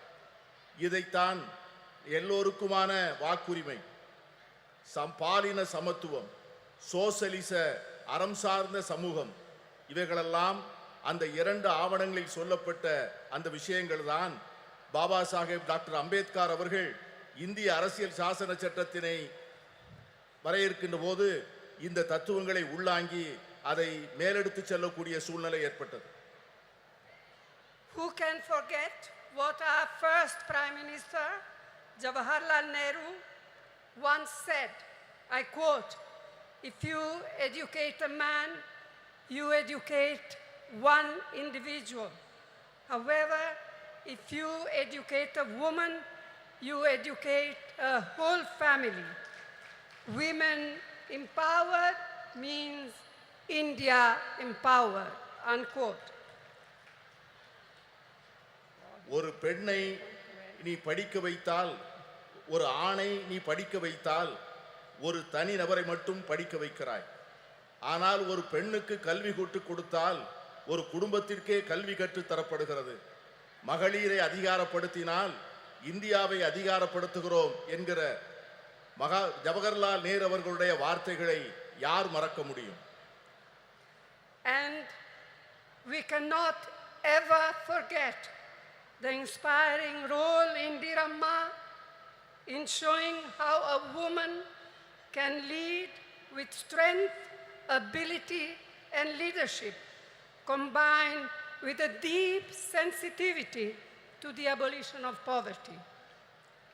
அன்னை இந்திரா காந்தி அவர்கள் காண்பித்த தலைமைத்துவம், அவர்கள் காண்பித்த ஆற்றல், அவர்கள் காட்டிய வழிகாட்டுதல் ஒரு பெண் எப்படி தலைமையேற்று செயல்பட முடியும் என்பதற்கான மிகப்பெரிய எடுத்துக்காட்டு. ஏழை எளிய மக்களுக்கான நல்வாழ்வை அளிப்பதற்கும் வறுமையை ஒழிக்க வேண்டும் என்கிற அர்ப்பணிப்போடும் அவர்கள் ஆற்றிய பணியை யாரும் மறக்க முடியாது. Rajiv ji, as we all know, brought in the historic 33% reservation for women in Panchayati Raj and local self-governments. This spurred an entirely new phenomenon of women entering roles of leadership at the grassroots level. அமர ராஜீவ் காந்தி அவர்கள் வரலாற்று புகழ்மிக்க 33 விழுக்காடு இடஒதுக்கீட்டை பெண்களுக்காக பஞ்சாயத்து ராஜ் சட்டத்திலும் உள்ளூர் ஆட்சி அமைப்புகளிலும் கொண்டு வந்தார். அந்த சட்ட திருத்தமானது சமூகத்தினுடைய அடித்தளத்திலே ஒரு மிகப்பெரிய மாற்றத்தை ஏற்படுத்தி பெண்களுக்கு தலைமை பொறுப்புகளை அளித்து ஒரு பெரிய சமூக புரட்சிக்கு வித்திடுகின்ற மிகப்பெரிய திட்டமாக அது அமைந்தது. It was a vital stepping stone towards the reservation on a similar 1/3 of seats in the Lok Sabha, which the Indian National Congress has pioneered in Parliament and outside. Rajiv Gandhi அவர்கள் ஏற்படுத்தி கொடுத்த 33 விழுக்காடு இடஒதுக்கீடு தான் இன்று பாராளுமன்றத்திலே மகளிருக்கு 33 விழுக்காடு இடம் ஒதுக்கப்பட வேண்டும் என்கிற சட்டத்தினுடைய முன்னெடுப்பாக அமைந்தது. இந்த சட்டத்தை நிறைவேற்றுவதற்காக இந்திய தேசிய காங்கிரஸ் கட்சி பாராளுமன்றத்திற்குள்ளே பல முயற்சிகளை மேற்கொண்டது. The Women Reservation Bill introduced by the UPA, by UPA 2, was passed by the Rajya Sabha, but a lack of consensus prevented it from being passed in the Lok Sabha. Now, the Women's Reservation Bill has finally been passed due to our relentless persistence, all of us, not just Congress, our relentless persistence and effort. But as we all know, it has still a long way to come. And as Mehbooba ji said, and as many of us, Member of Parliament, said in our intervention in Parliament, when is the bill now going to be implemented? In 1 year, in 2 years, in 3 years? We have no idea. Yes, I can see that some of you men are happy, but we are not. We women are not. And we are going to fight for it till we eventually get there, whether you men like it or not. மகளிர் இடஒதுக்கீட்டுக்கான சட்டம் ஐக்கிய முற்போக்கு கூட்டணி அரசால் 2010 March மாதம் 9ஆம் தேதி மாநிலங்களவையிலே நிறைவேற்றப்பட்டது. ஆனால் மக்களவையிலே ஒரு கருத்தொற்றுமையை உருவாக்க முடியாத காரணத்தினால் அந்த சட்டத்தினை நிறைவேற்ற முடியவில்லை. இப்பொழுது இந்த சட்டம் நிறைவேறியிருக்கிறது என்று சொன்னாலும் கூட இந்த சட்டத்திற்காக நாம் எடுத்துக்கொண்ட முயற்சிகளும் நாம் கொடுத்த அழுத்தங்களும் அதிகம். இங்கே பேசிய பல்வேறு உறுப்பினர்கள் பேசியது போல இந்த சட்டம் என்றைக்கு நடைமுறைக்கு வரும், என்று அமுல்படுத்தப்படும் என்கிற ஒரு தெளிவே இல்லாத ஒரு சூழ்நிலையிலே இந்த ஆண்டா அடுத்த ஆண்டா இன்னும் சில ஆண்டுகள் கழித்தா என்கிற ஒரு நிரந்தரமற்ற தன்மையிலே இந்த சட்டம் உருவாக்கி இருப்பது நாளை வருகின்ற இந்தியா கூட்டணி வந்துதான் இந்த சட்டத்தை நிறைவேற்றி தர வேண்டிய சூழ்நிலையை உருவாக்கும் என்கிற எண்ணத்தை தருகிறது. I'm glad to be able to say here today that the government of Tamil Nadu under Thiru Annadurai and then Thiru Karunanidhi laid the foundations of incredible changes in status and opportunity for women. Today, Tamil Nadu stands as a beacon of women's equality and women's development. அறிஞர் அண்ணா அவர்களுடைய தலைமையிலே அமைந்த அரசும் அதனை தொடர்ந்து கலைஞர் கருணாநிதி அவர்கள் தலைமையிலே தொடர்ந்த அரசும் எடுத்து கொடுத்த முன்னெடுப்புகளும் செயல்படுத்திய திட்டங்களும் பெண்களுடைய வாழ்க்கையிலே பல புரட்சிகரமான மாற்றங்களையும் முன்னேற்றங்களையும் தந்திருக்கிறது. அதன் அடிப்படையில் தான் இன்று தமிழ்நாடு இந்தியாவே புகழ்ந்து கொண்டாடக்கூடிய மகளிர் உரிமைகளிலும் மகளிருடைய சமத்துவத்தையும் கொண்டாடக்கூடிய ஒரு ஒளி விளக்காக திகழ்கிறது என்று சொன்னால் அது மிகையாக. In his historic 5 terms as Chief Minister of Tamil Nadu, Thiru Karunanidhi brought the provision of reservation for women in the police way back in 1973. வரலாற்று புகழ்மிக்க 5 முறை முதலமைச்சராக இருந்த கலைஞர் அவர்களுடைய ஆட்சி காலத்தில்தான் பெண்களுடைய காவல்துறையிலே பெண்களுடைய பங்கை அவர்கள் உறுதி செய்தார்கள். இன்று தமிழகத்திலே இருக்கின்ற காவல்துறையிலே 1/4 பங்கு பெண்களாக இருப்பது எவ்வளவு பெருமைப்படக்கூடிய ஒரு செயல். Today, 1/4 of its police force, of Tamil Nadu police force, are women. இன்று இருக்கின்ற காவல்துறையினரில் 1/4 பங்கை சார்ந்தவர்கள் பெண்கள் என்கிற சூழ்நிலை இருக்கிறது.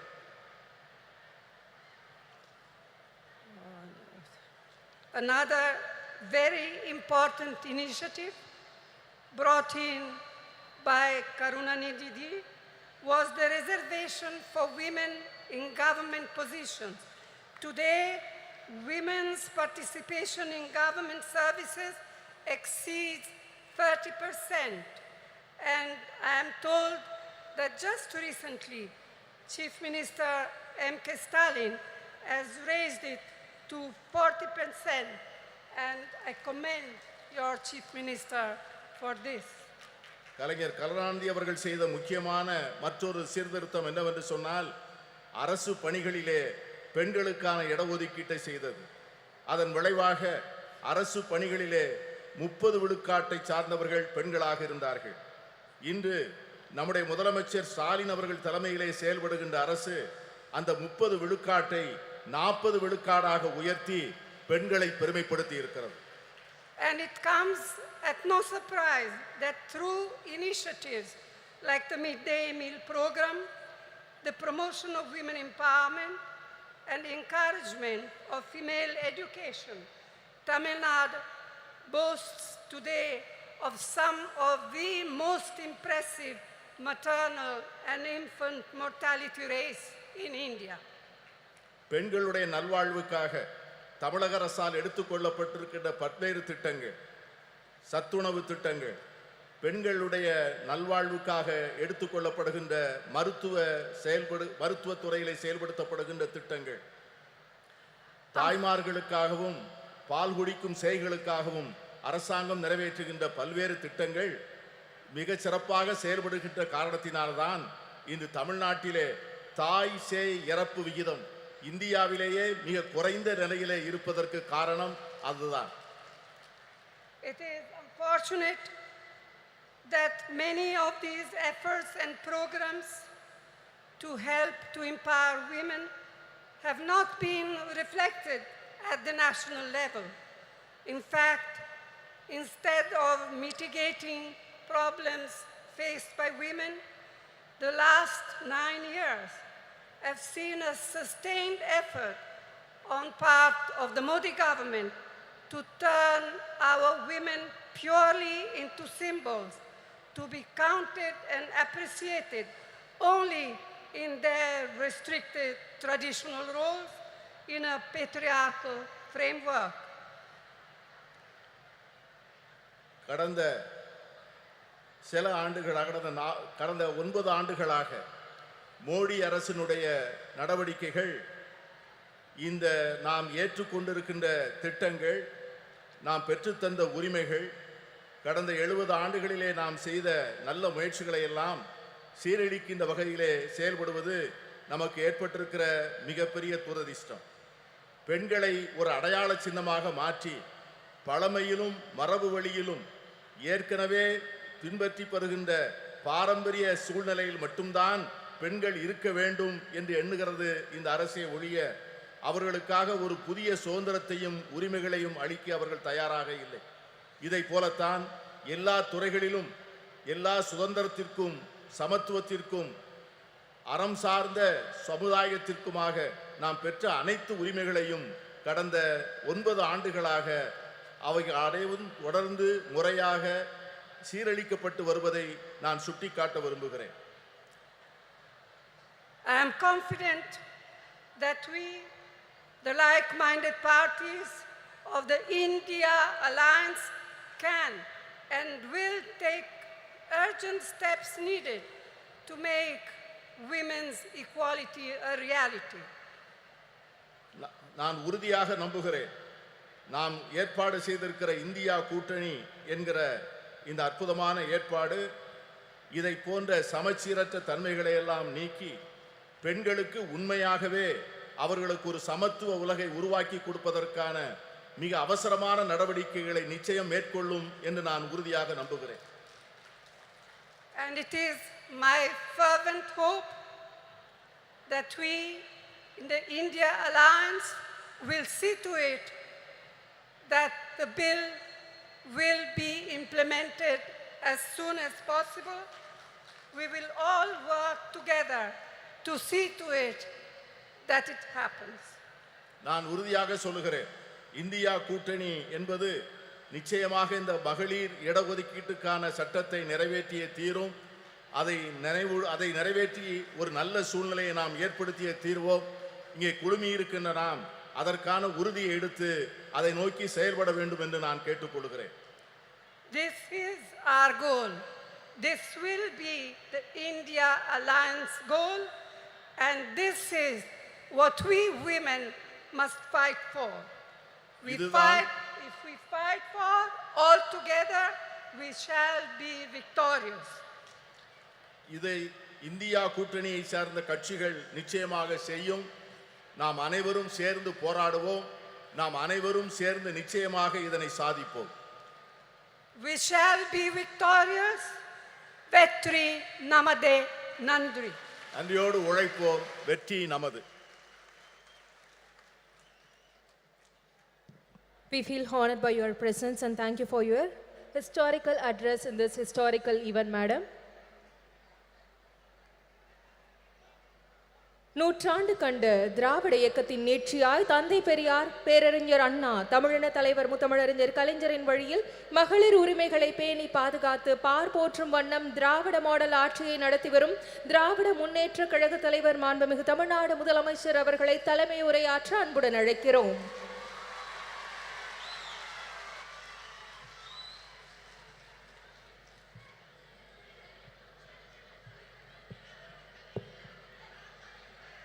அன்புள்ள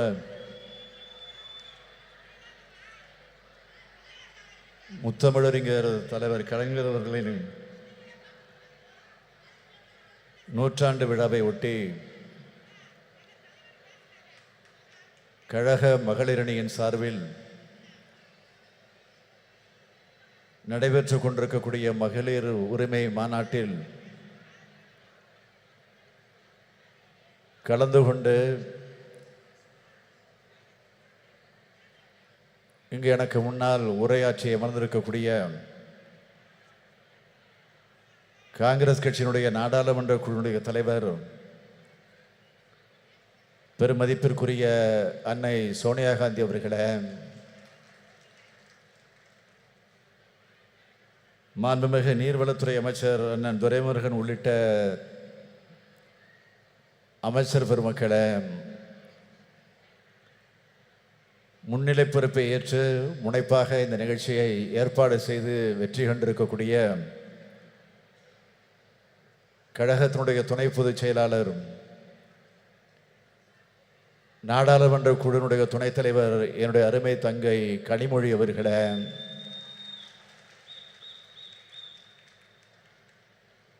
சிறப்பு விருந்தினர்களாக வருகை தந்து சிறப்பித்து உரையாற்றி அமர்ந்திருக்கக்கூடிய மரியாதைக்குரிய திருமதி பிரியங்கா காந்தி அவர்களே, முன்னாள் முதலமைச்சர் திருமதி மெஹபூபா முஃப்தி அவர்களே, திருமதி சுப்ரியா சுலே எம்பி அவர்களே, மாண்புமிகு பீகார் மாநிலத்தினுடைய அமைச்சர் திருமதி லட்சி சிங் அவர்களே, திருமதி சுபாஷினி அலி அவர்களே, திருமதி டிம்பிள் யாதவ் எம்பி அவர்களே, திருமதி ஆனி ராஜா அவர்களே, திருமதி ராக்கி பிட்லன் அவர்களே, திருமதி சுஷ்மிதா தேவ் அவர்களே, திருமதி சுகேசிங் அவர்களே, நாடாளுமன்ற சட்டமன்ற முன்னாள் இந்நாள் உறுப்பினர்களே, நம்முடைய தோழமை கட்சிகளை சார்ந்திருக்கக்கூடிய முன்னோடிகளே, தலைவர் பெருமக்களே, கழக மகளிரணியின் செயலாளர் திருமதி ஹெலன் டேவிட்சன் அவர்களே, மகளிரணியினுடைய தொண்டரணி செயலாளர் திருமதி நாமக்கல் ராணி அவர்களே, திரளாக திரண்டிருக்கக்கூடிய மகளிரணியை சார்ந்த சகோதரிகளே, உள்ளாட்சி அமைப்பு பிரதிநிதிகளே, அருமை பெரியோர்களே, தாய்மார்களே, இளைஞரணியின் செயலாளர் தம்பி உதயநிதி ஸ்டாலின் அவர்களே, மற்றும் பல்வேறு அணிகளை சார்ந்திருக்கக்கூடிய அமைப்பாளர்களே, துணை அமைப்பாளர்களே, பெரியோர்களே, தாய்மார்களே, தொலைக்காட்சி பத்திரிகை உலக நண்பர்களே, என் உயிரோடு கலந்திருக்கக்கூடிய தலைவர் கலைஞர் அவர்களின் உயிரினும் உயிரான அன்பு உடன்பிறப்புகளே, உங்கள் அனைவருக்கும் என்னுடைய அன்பான வணக்கம்.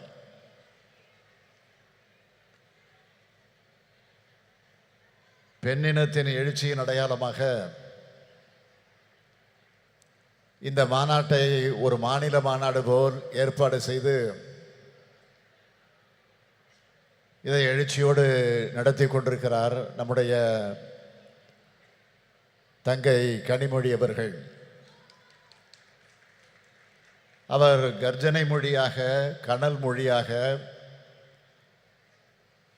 இப்போது நாடாளுமன்றத்தில் முழங்கி வருவதை பார்க்கும்போது கழக தலைவராக மட்டுமல்ல, அண்ணனாகவும் இருந்து நான் மிகுந்த பெருமைப்படுகிறேன். இந்த மகளிர் உரிமை மாநாட்டை தடையின்றி ஓடக்கூடிய மாரத்தான் ஓட்டம் போல நம்முடைய மாசு அவர்கள் இதை துணை நின்று ஏற்பாடு செய்திருக்கிறார். அவர் மட்டுமல்ல, நம்முடைய அமைச்சர் செயல் வீரர் தாமு அன்பரசன் அவர்களும் துணை நின்று தன்னுடைய கடமையை நிறைவேற்றி தந்திருக்கிறார். அதற்காக நான் முதலில் அவர்களை எல்லாம் வாழ்த்துகிறேன். மகளிரணியின் செயலாளர் எல்என் டேவிட்சன், மகளிர் தொண்டரணியின் செயலாளர் நாமக்கல் ராணி உள்ளிட்ட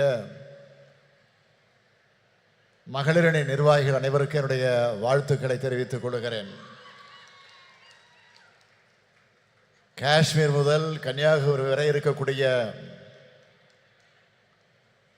பெரும்பாலான மாநிலத்தை சார்ந்திருக்கக்கூடிய பெண் தலைவர்களை அழைத்து வந்து ஏற்றத்தோடு ஏற்பாடு செய்திருக்கக்கூடிய இந்த மாநாடு இது தமிழ்நாட்டினுடைய பெண்கள் மாநாடாக மட்டுமல்ல, இந்தியாவினுடைய பெண்கள் மாநாடாகவும் நடைபெற்றிருக்கிறது என்பதை நான் பெருமையோடு பதிவு செய்து கொள்ள விரும்புகிறேன். இதுவரை சென்னை சங்கமம் நடத்தி காட்டிய தங்கை கனிமொழி அவர்கள் இப்பொழுது இந்திய சங்கமத்தை நடத்தி காட்டியிருக்கிறார். இதுதான் வித்தியாசம். இதற்கெல்லாம் மகுடம் வைத்தாற்போல் அன்னை சோனியா காந்தி அவர்கள் இந்த நிகழ்ச்சிக்கு வருகை தந்திருக்கிறார்கள். நேருவின் மகளே வருக, நிலையான ஆட்சி தருக.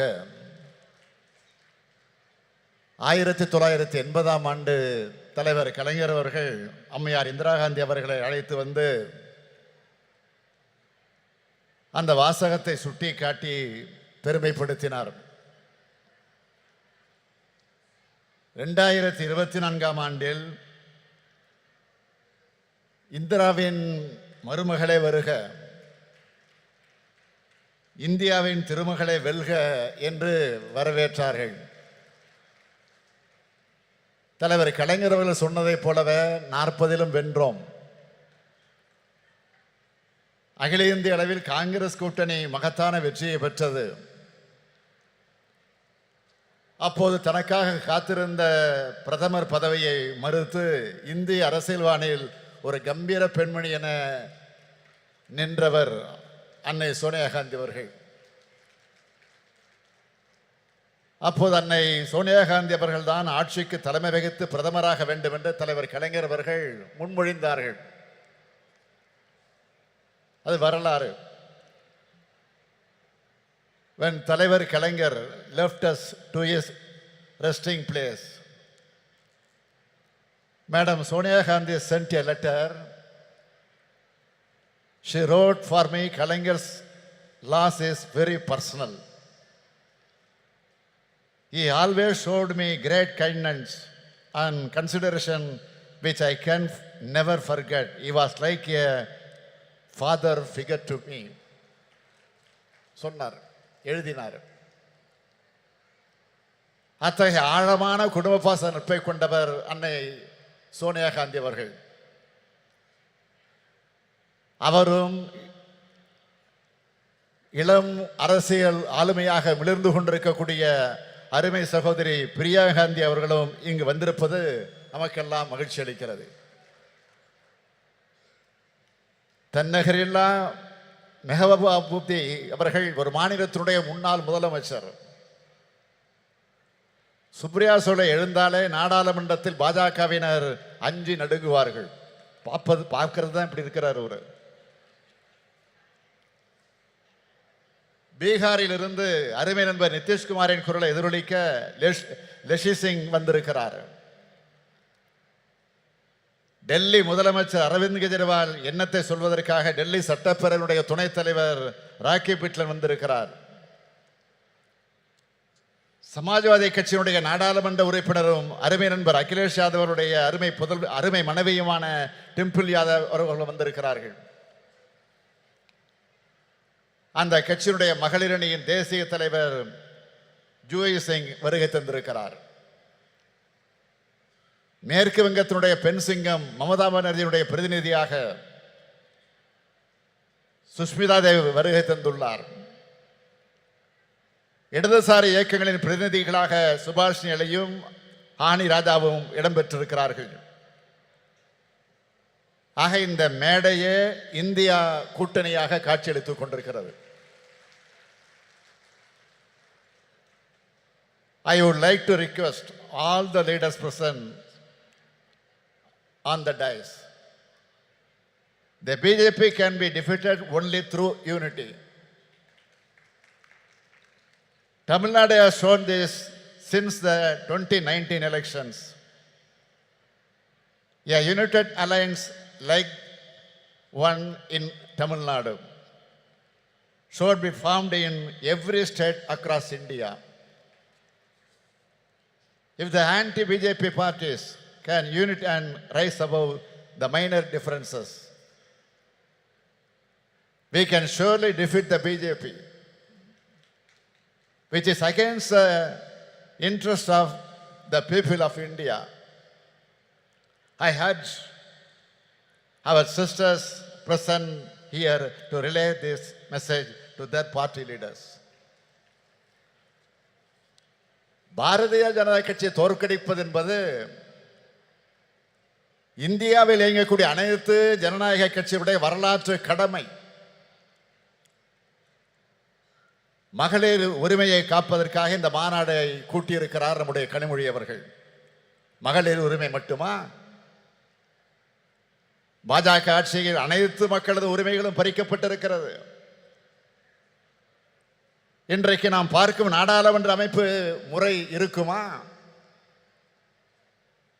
மக்களால் தேர்ந்தெடுக்கப்படக்கூடிய மக்களாட்சி இருக்குமா என்ற கேள்வி பெரிதாக எழுந்து வருகிறது. ஒரே நாடு, ஒரே மொழி, ஒரே மதம், ஒரே பண்பாடு, ஒரே தேர்தல், ஒரே தேர்வு, ஒரே உணர்வு என்ற பெயரால் ஒற்றை கட்சி ஆட்சியை கொண்டு வருவதற்காக பிரதமர் நரேந்திர மோடி அவர்கள் இன்றைக்கு முயன்று கொண்டிருக்கிறார். அது நடந்தால் ஒரே மனிதர் என்ற எதேச்ச அதிகாரத்திற்கு அது வழிவகுக்கும். எனவேதான் வர இருக்கக்கூடிய நாடாளுமன்ற தேர்தலில் பாஜகவை முற்றிலும் தோல்வியடைய செய்ய வேண்டும். நாடாளுமன்ற தேர்தல் நெருங்கி வருவதால் பெண்களை ஏமாற்ற மகளிருக்கு நாடாளுமன்றத்தில் சட்டமன்றங்களில் 33 விழுக்காடு இடஒதுக்கீடு என்று சட்டம் கொண்டு வருவதைப் போல ஏமாற்றிக் கொண்டிருக்கிறார்கள். பேசினார்களே, இங்கே உரையாற்றிய அத்தனை பேரும் மிக தெளிவாக எடுத்து சொன்னார்கள். எனவே நான் அதிகம் விளக்கம் சொல்ல விரும்பல. 33 விழுக்காடு இடஒதுக்கீடு பெண்களுக்கு கிடைத்துவிடக்கூடாது என்ற சதி எண்ணத்தோடு தான் இந்த சட்டத்தையே பாஜக கொண்டு வந்திருக்கிறது என்று நான் கருதுகிறேன்.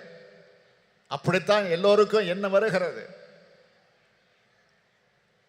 நடைபெற இருக்கக்கூடிய நாடாளுமன்ற தேர்தலில், சட்டமன்ற தேர்தலில் பெண்களுக்கு 33 விழுக்காடு இடஒதுக்கீடு வழங்கப்படும் என்று இந்த சட்டம் சொல்லி இருந்தால் பிரதமர் நரேந்திர மோடியை நாமெல்லாம் பாராட்டலாம். என்ன நடந்திருக்கிறது? மக்கள் தொகை கணக்கெடுப்பு முடிந்த பிறகு அதை வைத்து தொகுதி மறுவரைக்குள்ள அந்த பிரச்சனைகள் எல்லாம் முடிந்ததற்கு பிறகு சொல்லுவார்களாம். பழைய சினிமா பார்த்துருப்பீங்க. பழைய சினிமாவில் தான் ஒரு காட்சி வரும். என் கையில் உள்ளதை நான் தர வேண்டுமானால் 7 மலையை சுற்றி வா, 7 கடலை சுற்றி வா என்று பூதம் சொல்வதாக கதை சொல்வார்கள் அல்லவா? அது போன்ற கப்சா சட்டத்தை மோடி ஏற்றியிருக்கிறார். பெண்களுக்கு 33 விழுக்காடு கொடுத்து விட்டதாக பிரதமர் சொல்லிக் கொள்கிறார். 2029ஆம் ஆண்டு தான் இந்த இடஒதுக்கீடு கிடைக்கும் என்றும் 2034ஆம் ஆண்டு கூட ஆகலாம் என்றும் கணக்கிட்டு சொல்கிறார்கள். எதுவாக இருந்தாலும் நான் சொல்றேன், 2024 ஆண்டுக்கு பிறகு மோடி ஆட்சி இருக்க போறதில்லை என்பதை மக்கள் முடிவு செஞ்சுட்டாங்க. 1996ஆம் ஆண்டு திமுகவும் காங்கிரஸ் ஆதரிச்ச ஐக்கிய முன்னணியின் ஆட்சி காலத்தில் இப்படி ஒரு சட்டத்தை கொண்டு வந்தோம். ஆனா இந்த நிபந்தனைகள் எல்லாம் நாம் அன்றைக்கு விதிக்கல. 2010ஆம் ஆண்டும் நம்முடைய கூட்டணி அரசு இப்படி ஒரு சட்டத்தை கொண்டு வந்த போது இது மாதிரியான நிபந்தனைகளை விதிக்கல. ஆனால் இப்பொழுது பாஜக நிபந்தனை போடுகிறது என்றால் அவர்கள் உண்மையான அக்கறையோடு இதை கொண்டு வரல. மகளிர் எந்த உரிமைகளையும் பெற்றுவிடக்கூடாது, வீட்டுக்குள்ள முடங்கி கிடக்க வேண்டும் என்று நினைக்கிறது பிஜேபி. பாஜக ஆட்சி அப்படி நினைக்கிறது. அன்னை சோனியா காந்தி அவர்களும் பிரியங்கா காந்தி அவர்களும் இந்த மேடையில் இருக்கிறார்கள். ஒரு விஷயத்தை நான் நினைவு கூறுவது பொருத்தமாக இருக்கும் என்று கருதுகிறேன். அவரே பேசுகிற போது சொன்னார், பிரதமர் ராஜீவ் காந்தி அவர்கள் தான் உள்ளாட்சி அமைப்புகள்ல பெண்களுக்கு இடஒதுக்கீட்டை முதலாக உறுதி செய்தார். இதன் தொடர்ச்சியாகத்தான் தமிழ்நாட்டில் உள்ளாட்சி அமைப்புகள்ல பெண்களுக்கான இடஒதுக்கீட்டை முதல்ல 1996ஆம் ஆண்டு வழங்கியவர் நம்முடைய தலைவர் கலைஞர் அவர்கள். இப்போ அந்த உள்ளாட்சி அமைப்புகள்ல 50% இடஒதுக்கீடு இப்போ பொறுப்பில் இருக்கிறாங்க. இப்போ 50%க்கு மேல இருக்கிறாங்க. போற போக்க பார்த்தா ஆண்களுக்கு இடஒதுக்கீடு வேண்டும் என்று கேட்கக்கூடிய நிலை வந்தாலும் வரும். ஆத்திரத்தில் சொல்ற நினைக்காதீங்க, பெருமையா சொல்றேன். உங்களுக்கு வருகிற அந்த பெருமையோடு சொல்றேன். பாஜக கொண்டு வந்திருக்கக்கூடிய சட்டத்தில் இன்னொரு முக்கியமான விஷயம், இதர பிற்படுத்தப்பட்ட பெண்களுக்கும் சிறுபான்மையின பெண்களுக்கும் இடஒதுக்கீடு வழங்கவில்லை. அப்படி வழங்கினால்தான் ஏழை எளிய விளிம்பு நிலை மக்களுடைய நிலை, அவருடைய குரல் சட்டமன்றத்திலும் நாடாளுமன்றத்திலும் ஒலிக்கும். அப்படி ஒலிக்க கூடாது என்பதற்காகத்தான் பாஜக நினைக்கிறது. இதை பாஜகவினுடைய அரசியல் தந்திரமாக மட்டுமல்ல, அரசியல் சதியாகவும் பார்க்க வேண்டியிருக்கிறது. இதனை சுட்டிக்காட்டி நாம் பேசினால் பிரதமராக இருக்கக்கூடிய மோடி என்ன பதில் சொல்லுகிறார்? அள்ளி விடுறாரு. அதாவது பெண்களை சாதி ரீதியாக பிளவுபடுத்த பார்க்கிறோமா? சாதி ரீதியாக மத ரீதியாக மக்களை பிளவுபடுத்துவது யார் என அனைவருக்கும் தெரியும். இடஒதுக்கீடு நாம் கேட்கிறோம் என்றால் சாதி ரீதியாக பிரிப்பதற்காக கேட்கிறோம் என்பதல்ல.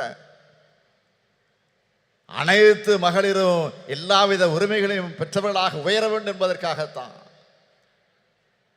இதை விட்டு கொடுத்துட்டா அடுத்தடுத்து சமூக நீதியை காவி வாங்கிடுவாங்க. எந்த சூழலிலும் இந்த சமூக நீதியை நாம் விட்டு கொடுக்க கூடாது. இதுதான் நமக்கு இருக்க வேண்டிய உறுதி. ராகுல் காந்தி அவர்கள் சமூக நீதி குரலைத்தான் தொடர்ந்து இப்ப எதிரொலிச்சிட்டு இருக்கிறாரு. இந்தியா கூட்டணி என்பது வெறும் தேர்தல் கூட்டணியாக மட்டுமல்ல, கொள்கை கூட்டணி. அதை மறந்துடாதீங்க. சமூக நீதி, மதச்சார்பின்மை, மாநில சுயாட்சி, கூட்டாட்சி கருத்தியல், அனைவருக்குமான அரசியல் பங்கீடு என்ற கோட்பாடுகளை கொண்டதாக இந்த கூட்டணி அமைந்திருக்கு. இந்தியா கூட்டணியை வெற்றி பெற வைப்பதன் மூலமாக மகளிர் உரிமை மட்டுமல்ல, அனைத்து உரிமைகளும் அனைவருக்கும் கிடைக்கக்கூடிய இந்தியாவாக நாம் உருவாக்க வேண்டும். சொத்துல சம உரிமை, வேலை வாய்ப்பிலே பெண்களுக்கு 30% இடஒதுக்கீடு, ஆரம்ப பள்ளிக்கூடங்களில் கட்டாயமாக பெண்களைத்தான் ஆசிரியர்களாக நியமிக்க வேண்டும் என்ற சட்டம், கர்ப்பிணி பெண்களுக்கு உதவித்தொகை, விதவைகளுக்கு மறுவாழ்வு திட்டம், ஒரு ஏழை எளிய குடும்பத்தில் பிறந்திருக்கக்கூடிய ஒரு பெண்ணுக்கு திருமணம்னா அந்த பெண்ணுக்கு உதவி செய்யக்கூடிய ஒரு அற்புதமான திட்டம். இப்போ மகளிர் உரிமை தொகை, போன மாதம் 15 செப்டம்பர் 14 நைட்டே போய் சேர்ந்துருச்சு. இந்த மாதம் 15 வரப்போகுது, 14 நைட்டே வந்து சேரப்போகுது. ஆக மாதம் 1000 ரூபாய் உதவித்தொகை இல்லை, பெண்களே உங்களுக்கு இருக்கக்கூடிய உரிமை தொகை, அதை மறந்துடாதீங்க. பேருந்துகளில் விடியல் பயணம், பெண் அர்ச்சகர்கள், ஓதுவார்கள் நியமனம், இப்படி தமிழ்நாட்டு பெண்களுக்கு பல்வேறு திட்டங்களை நாம் செயல்படுத்தி காட்டுகிறோம்னா இதுதான் திராவிட மாடல் ஆட்சியுடைய கொள்கைகள். இந்தியா முழுமைக்கும் பரவும் மகளிர் உரிமை பெற்ற நாளாக நிச்சயம் அமையும். அதற்கான அடித்தளத்தை உருவாக்கக்கூடிய இந்த மாநாட்டை நடத்தி காட்டியிருக்கக்கூடிய என்னுடைய அருமை தங்கை கனிமொழிக்கும் அவருக்கு துணைன்ற மகளிரணிக்கும் என்னுடைய வாழ்த்துக்கள், பாராட்டுக்கள். வாழ்க வாழ்க இந்தியா, வாழ்க இந்தியா கூட்டணி வெல்க. நன்றி, விடைபெறுகிறேன். வணக்கம். வரலாற்று மாநாடான மகளிர் உரிமை மாநாட்டில் தலைமையுரையாற்றிமைக்கு மாண்புமிகு தமிழ்நாடு முதலமைச்சர் அவர்களுக்கு மனமார்ந்த நன்றியினை தெரிவித்துக் கொள்கிறோம். திராவிட முன்னேற்றக் கழக மகளிர் தொண்டர் அணி செயலாளர் திருமிகு நாமக்கல் ராணி அவர்களை நன்றியுரையாற்ற அன்புடன் அழைக்கிறோம். தமிழினத்தின் ஒப்பற்ற தலைவர் கலைஞர் அவர்களின் 100ஆண்டு விழாவை முன்னிட்டு மகளிரணி நடத்தும் மகளிர் உரிமை மாநாட்டிற்கு வரவேற்புரையாற்றிய மகளிரணி செயலாளர் ஹெலன் டேவிட்டன் அவர்களுக்கும், அண்ணா பிறந்த நாள் செப்டம்பர் 15ஆம் தேதியன்று கலைஞரின் உரிமை தொகை ரூபாய் 1000 மட்டும் வழங்கியது மட்டுமல்லாமல், வாருங்கள் உங்களுக்கான உரிமை மாநாடு என்று மாநாட்டிற்கு நம்மளையெல்லாம் இங்கு அழைத்து விழா பேருரையாற்றிய கழக தலைவர் தமிழக முதல்வர் தளபதியார் அவர்களுக்கும் மகளிரணியின் சார்பாக நன்றி கலந்த வணக்கத்தை தெரிவித்துக் கொண்டு, இந்திய கூட்டணி பெண் தலைவர்களை அழைத்து மிக சிறப்பான மாநாட்டை ஏற்பாடு செய்து முன்னிலை வகிக்கும் கழகத்தின் துணை பொதுச் செயலாளர் அன்பு அக்கா கனிமொழி MP அவர்களுக்கும் மகளிரணியின் சார்பாக நன்றி கலந்த வணக்கத்தை தெரிவித்துக் கொண்டு, மாநாட்டு விழா பேருரையாற்றிய அகில இந்திய காங்கிரஸ் கட்சியின் மூத்த தலைவர் திருமதி சோனியா காந்தி அம்மையார் அவர்களுக்கும் நெஞ்சார்ந்த மகளிரணியின் சார்பாக நன்றி கலந்த வணக்கத்தை தெரிவித்துக் கொண்டு, இந்த கூட்டத்தில் கலந்து கொண்டுள்ள இந்திய கூட்டணி பெண் தலைவர்கள் அனைவருக்கும் மகளிரணியின் சார்பாக வணக்கத்தை மீண்டும் தெரிவித்துக் கொண்டு, கழகத்தின் பொதுச் செயலாளர், கழகத்தின் பொருளாளர், முதன்மை செயலாளர், துணை பொதுச் செயலாளர்கள், கழகத்தின் அமைச்சர் பெருமக்கள், சட்டமன்ற உறுப்பினர்கள் மற்றும் இந்த நிகழ்ச்சி சிறப்பாக ஏற்பாடு செய்த அமைச்சர் மா சுப்பிரமணியம் அவர்களுக்கும், தாமு அன்பரசு அவர்களுக்கும் மற்றும் சட்டமன்ற உறுப்பினர் அனைவருக்கும் மகளிரணியின் சார்பாக நன்றி கலந்த வணக்கத்தை தெரிவித்துக் கொள்கிறேன்.